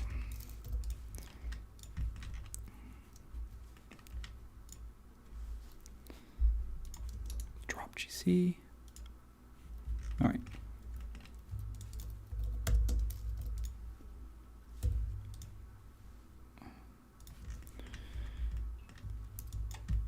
Yeah, definitely. When you try and do this kind of stuff live and you do it without prepping, just respect. I just have to say, because it's tough. It's tough to do this. So let's go. You know what we need? This is again biophilic. Let's kind of spend a little bit of time. Maybe we'll wrap this up. It depends on how close we feel like we're getting as far as achieving our goals. But what I want to do is I want to bring in some greens. So I want to stay with this sort of earth tone palette, but I want to bring some greens in, maybe even some blues to sort of complement the sort of warm neutrals that we have. So what do you think for a couch color? Let's take our tile swatch and let's bring it over here. I'm going to let you help me out here, Donovan. What do you think? You think we should go in this? You want to go darker? Should we go back more kind of where I was originally with sort of a teal blue, or should we go with something like this olive green? No, I wouldn't go with Or olive. That taupe. olive would seem to like blend way too much into this room. I would go darker just to give a little bit of contrast to darker in all the other colors. blue, or darker in the green? Left or left? Like darker in the green. Darker in the green. All right, so like this one? Yeah. This would be dark green. All right, so let's see if I can apply that dark green. Sample it, bam, and yeah, it's amazing.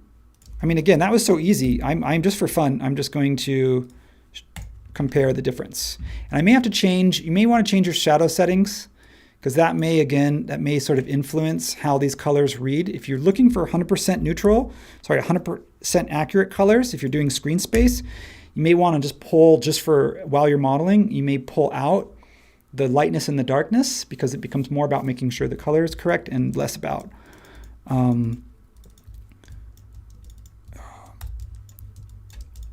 okay, sorry, shade that one off. I thought I got these earlier. There.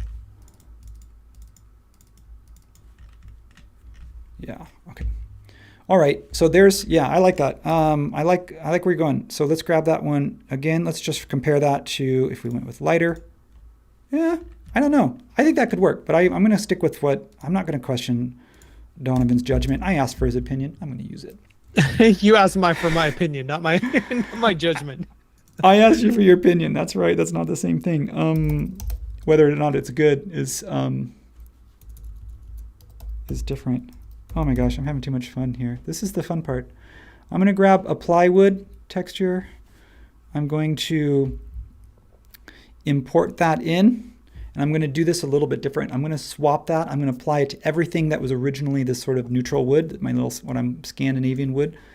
I'm going to see if I can do this by finding the plywood and say use as replacement. And then I'm going to come over here and sample that wood tone, and then which is called material 3, doesn't mean anything, and say replace in scene. And then now its reading is way too dark. So I'm actually just going to fake that for this example. I'm just going to pull that in. That's way darker than I would have thought it should be. So I'm going to go back to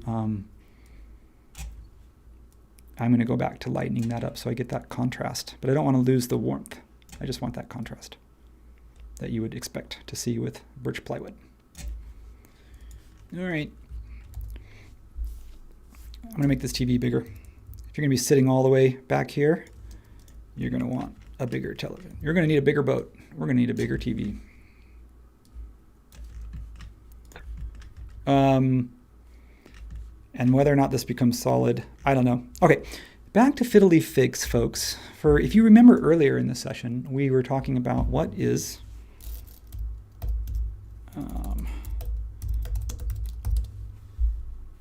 a fiddle leaf fig. If I can find a proper one, the one that I found was not right. This is where you got to be careful because it can be really easy to bloat the model. You can see some of these have 30, 40, 50,000 polygons. I think this, but that's okay. You know, if you're going to render it, that's fine. Then don't worry about it.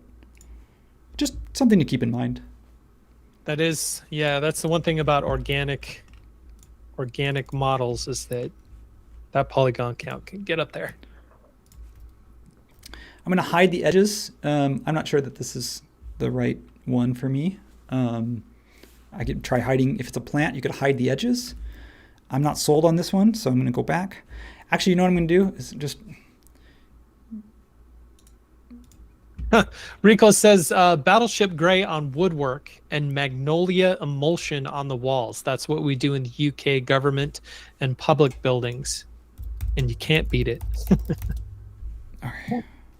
I'm going to have to look that up. A Magnolia emulsion. Magnolia emulsion. Do I have to sign in? I do. Don't. Okay. So,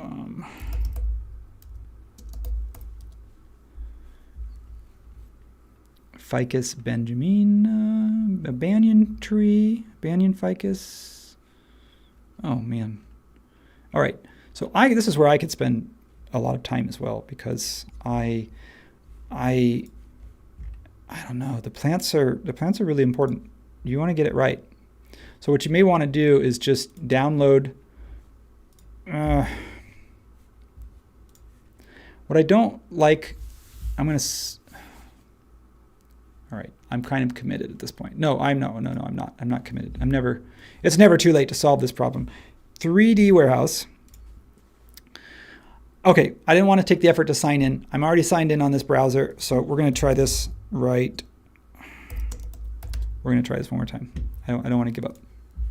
All right, so what I want to do is, sometimes it helps to download, I'll download one and I'll go back and I'll search and I'll say, maybe that one works, maybe not. I'm going to download another one. Sometimes the fastest way is just to download 6 or 7 because you don't exactly know which one's going to work for you. And then you can come over here and then grab all of them at once, and you can't see because I'm on my other screen, but you can just pop them open.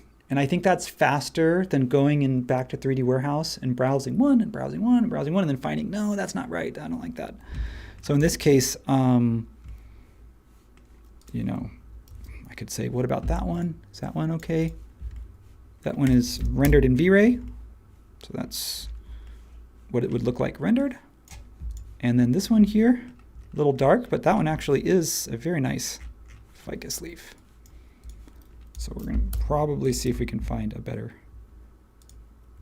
version. It's pretty heavy, so it's going to take a minute. I'm looking at the time now, and I'm going to go a little bit over. If you guys have to, we talked about going, yeah. Use what time you need, Eric. You're good. Yeah, okay. So we're not in a rush. Some people say that they want us to go further. Some people are like, go 3 hours, go 4 hours, because I'm not going to go 3 hours. I'm not going to go 4 hours, but I might go a little bit over because I feel like I want to get some of these accessories. So I'm just kind of warning. Okay, I'm gonna stop talking. Just do it. Back in the day, we did do 3 to 4 hour live sessions.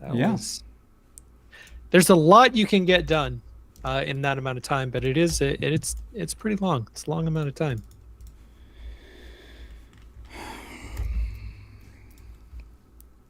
So back to 3D Warehouse, we're going to look at books.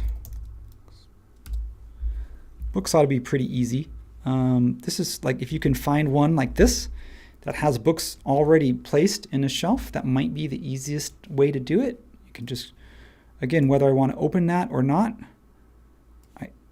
I clicked on the wrong file in my downloads. I don't know what that is. I don't know when I downloaded that.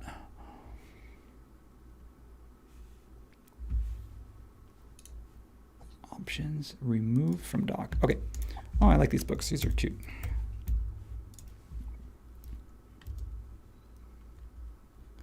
Paste those in. It's going to add a little bit of file size because of the materials, and that's okay. Right now, I'm not worried about file size. I'm not worried about optimizing or anything like that. That I can focus on earlier in the process. Don't forget to save, though. No, got it. Okay, I'm on it. Thank you. All right, so you might say, well, Eric, those books don't work because you can see here, that's a little bit more geometry. It's a little bit heavier, you know. I think that's unnecessary, but I do like the styles of these, so I'm just going to go with it.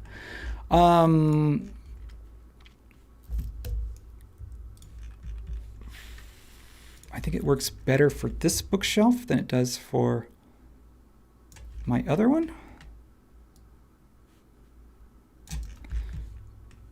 So what I would have to do is come in here, make sure that this is make sure it's unique, and then I would have to just sort of fake it till you make it.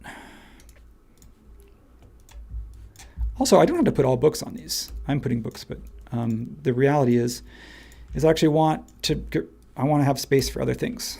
So I might let books be, I might want to have a few in there, but I really kind of want to carve pockets away for other things. Yeah, step into the decoration part of the interior. That's right? Yeah, exactly. Yeah. I'd probably just get rid of all of those. So let's go in, we're not done. Let's go with hanging plant. I'm choosing a hanging plant because I want to get that draping look. So if I go back to my downloads, which are, I got too many windows open, downloads. And I could I'm kind of cheating it. I'm just kind of, normally I would open these up individually, check them to make sure that they look good. In this case, I'm just going to roll with it. Where is this plant? Where are you? Why are you way over there? So this is also where I'm doing a lot of this from scratch, but I'm guessing, and correct me if I'm wrong, that for some of these things like accessories, it seems like it would be more efficient to, if this was your job and you did this for a living, you probably have some go-tos. And I'm not saying that you want to use your go-tos on every project, because otherwise it'd be like, oh, this looks a lot like the other project that you worked on. But I would say that having a few go-to plants and stuff would be, hang on, let me do this. I'm going to think, hide edges. Then it would just be easy because you know what works, and you just say, okay, I've got this palette. I've already searched for them. I've already cleaned them up. I've already I know when they work and why. Yeah, I don't know if that one works that great. I think it's a little small.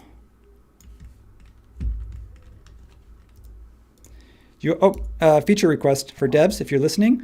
I would like to do a scale by reference point modifier, so that instead of you give me right now, I can scale by corner, and I can scale non-linearly, and I can scale by center. But what you don't allow me to do is scale where you hold the point. Like, for example, if I wanted to keep the pot there, I would press, I would click here, and then I would scale, and holding the modifier, it would scale. It would scale by there. Okay, tangent over. What do we want? I think I want another pot. I want another plant, but something.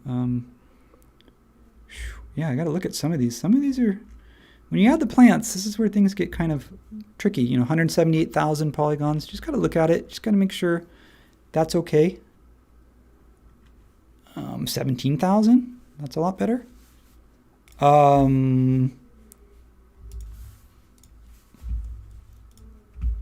Yeah. All right, we're gonna do a few more before we call it. What about ceilings? Does anyone have any? What are design trends about what we should do with ceilings?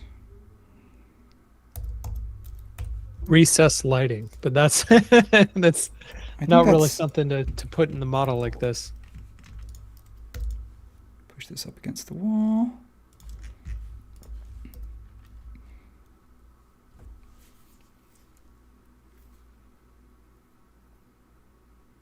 We're gonna put a few more. We're gonna put a few more touches. One thing we didn't touch on was accent light. Was exactly, speaking of recessed lighting, is statement lighting. So this idea of if everything else is sort of neutral and calming, like with the wellness theme and the organic theme and the sort of the natural element theme, one way to break that and actually put that sort of call attention to your space is to bring something dramatic to the lighting. Okay, so here's a little trick. Let's see if this works. If I grab this material, where is that woven material? I don't know. It's not showing up. Okay, I want to get rid of, right now I'm just grabbing this color here. Kiggy says, depending on the location, a big ceiling fan might be good. Oh, that's a good one. That could be good. What do you call it when you have like, I forget the term. It's like where it's recessed, but like it steps in and then it goes up. It's not coffered, but like what do you call that? Where like, you know what I mean? Like you have like a higher part of the ceiling and a lower part of the ceiling. Oh, I'm not sure.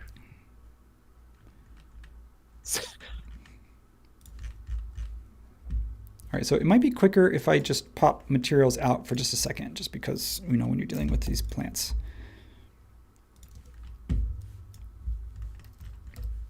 It's just sometimes just simplifying, turning things on and off. You notice I haven't really been using a lot of taggage. I'm usually pretty good with tagging stuff. Oh, CJ says Cofford was right. Was that right? Oh my gosh. Johnny Five says it's also called a tray ceiling, or Transom says a soffit. Soffit? A soffit was. I think that was the term I was thinking of. Ooh, I don't know. I don't think this one works here because you have a vertical element on a vertical element. It almost feels like an optical illusion. It makes it harder. But I kind of I needed something. Maybe it's lighting. Maybe it's not plants. Maybe it's lighting that has to go there. CJ says all of the above. It's all the same thing. All the same thing. Well, I just learned my lesson. I used I called baseboards crown molding one time, and I'm like forever paying the price. Well, we do try to, at least pretend that we're a voice of authority in some things, but we do find our limits. No, we have to be clear of what we know and clear of what we don't know and clear of what yeah. Ooh, Patrick says you can add speakers. Keiki recommends artwork on the walls. Yeah, one thing with interior design trends is speaking of lighting, I mentioned statement lighting, but like to be honest with you, I didn't have a lot of time to look into things like, that's pretty broad. That doesn't really answer the question. So this idea, are we looking at things like, again, is industrial out? Are we looking at LED? Are we bringing color into it? Is it ornate? Does it follow the minimalist trend? Lighting is a whole nother thing that, to be honest with you, is kind of intimidating, but also really exciting as well. So I'm going to look at a floor lamp. Try and narrow this down. I kind of feel like I need a floor lamp, and I don't want to just do the big arching one. Do you know which one I'm talking about? I don't like the one that there's like this big arching lamp that you kind of see that's pretty standard. Let's go with our curved trend. Let's stick with our curved trend and find something that's got some cool arches, some arcs, and some bends and stuff. Downloads. Transom says giant koi pond. You can tell we're running. You can tell we're past our time because in the UK it's evening there. So you guys have, I think the later in we go to this, the more creative your suggestions become. Am I right or wrong there? Unlock. Okay, I've got a lamp and a wall. Uh-oh. Uh-oh. Uh-oh. This lamp, I exploded it because I thought it came in. Now. Oh, interesting. Yeah, uh-oh. So now I need to just be careful that I'm not grabbing anything that I'm not supposed to be grabbing, and remake that component. Unhide. Now I can grab this. And I'm going to use my scale tool. You know, little details too, like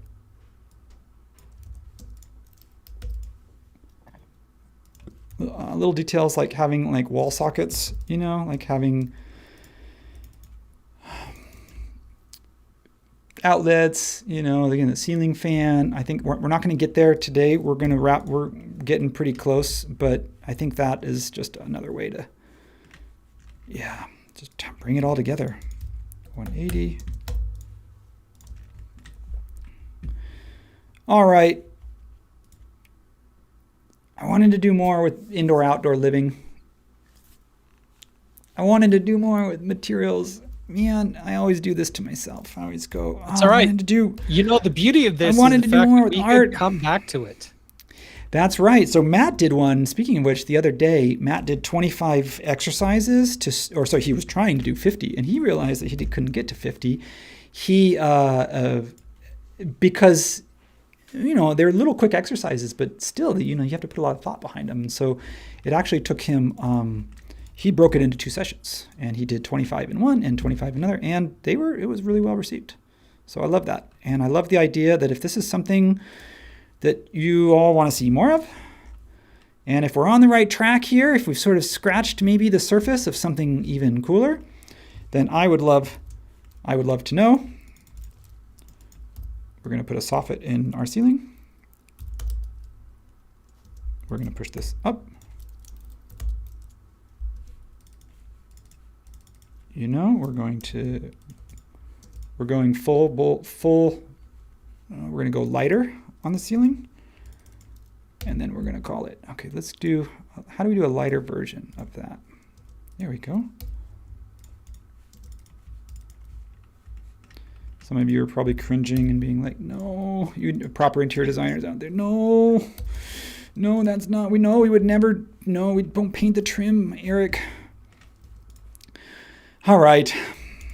I hear you. We're going to turn my watermark off. We're going to turn AO back on. AO. We're going to turn my axis off. And I'm going to get me out of there. And we're going to get rid of, that's too dark. I'm going to go back to the light version.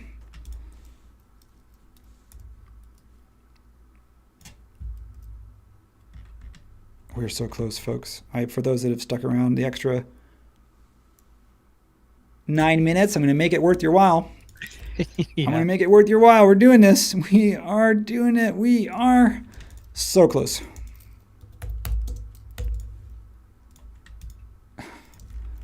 And then we are going to do one last thing. We need to find a watermark for the background. So we need to find a garden landscape. Nope. We're going to go with a pool deck. And we're going to look for something really pretty. I don't think that's it, but that's close. Because I want to play with this idea of the indoor-outdoor space. I think the camera angle's off on that one. That could be it. The angle's off. So the problem. Let's do that. Nope, that's not going to work. You need to see the whole pool. Otherwise, it's going to cut off. All right, we're doing this. So whoever owns this image, thanks for letting us borrow it. We're not making money off of it. We're just need something to show as context. Educating, sometimes entertaining. Yep, so there we go. Okay, not my first choice in aesthetic. We're going to see if this works. If not, I'm going to punt on it. We're going to come over here to watermarks. We're going to display it. I'm going to turn that one, I don't need my tips anymore. We've sort of done our trends. We've done it. We are going to find that screenshot for that one. We're going to put this in the background. We're going to really lighten it up. Transom says, looks great, Eric. CJ says, kicking butt today, Eric.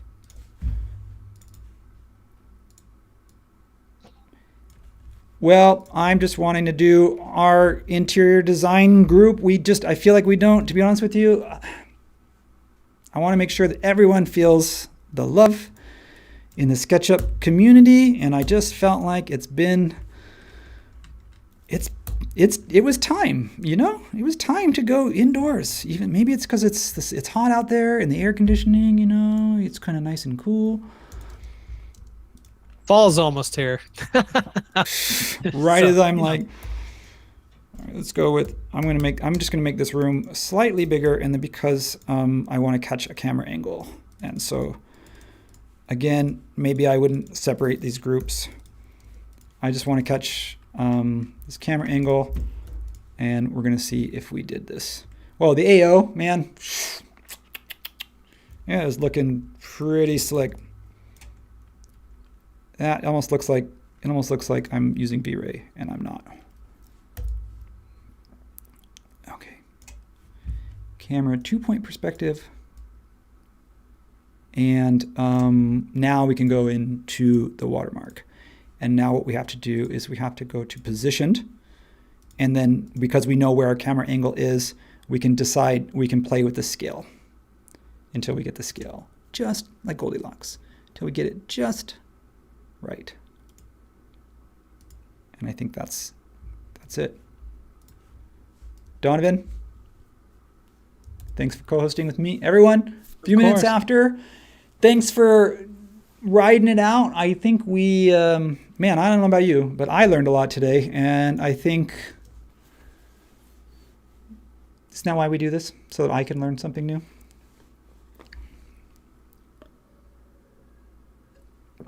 Donovan, what was the, let's close this out. What's the trend that stood out to you? What's one that you think has staying power, or what's one that you think, you're going to deploy as we move into the new year? As this is something my wife and I actually talked about in designing our own house, is the fact that trying to bring the outside inside. We don't have a lot of plants in our house, but we've been trying to, what are they called? Succulents. Bring in some succulents, bring in some plants, bring in some green, some living into our space. And being a landscape architect like you are, it's a call to your specialty is, bringing that outside inside. So that's what we're focusing on this year.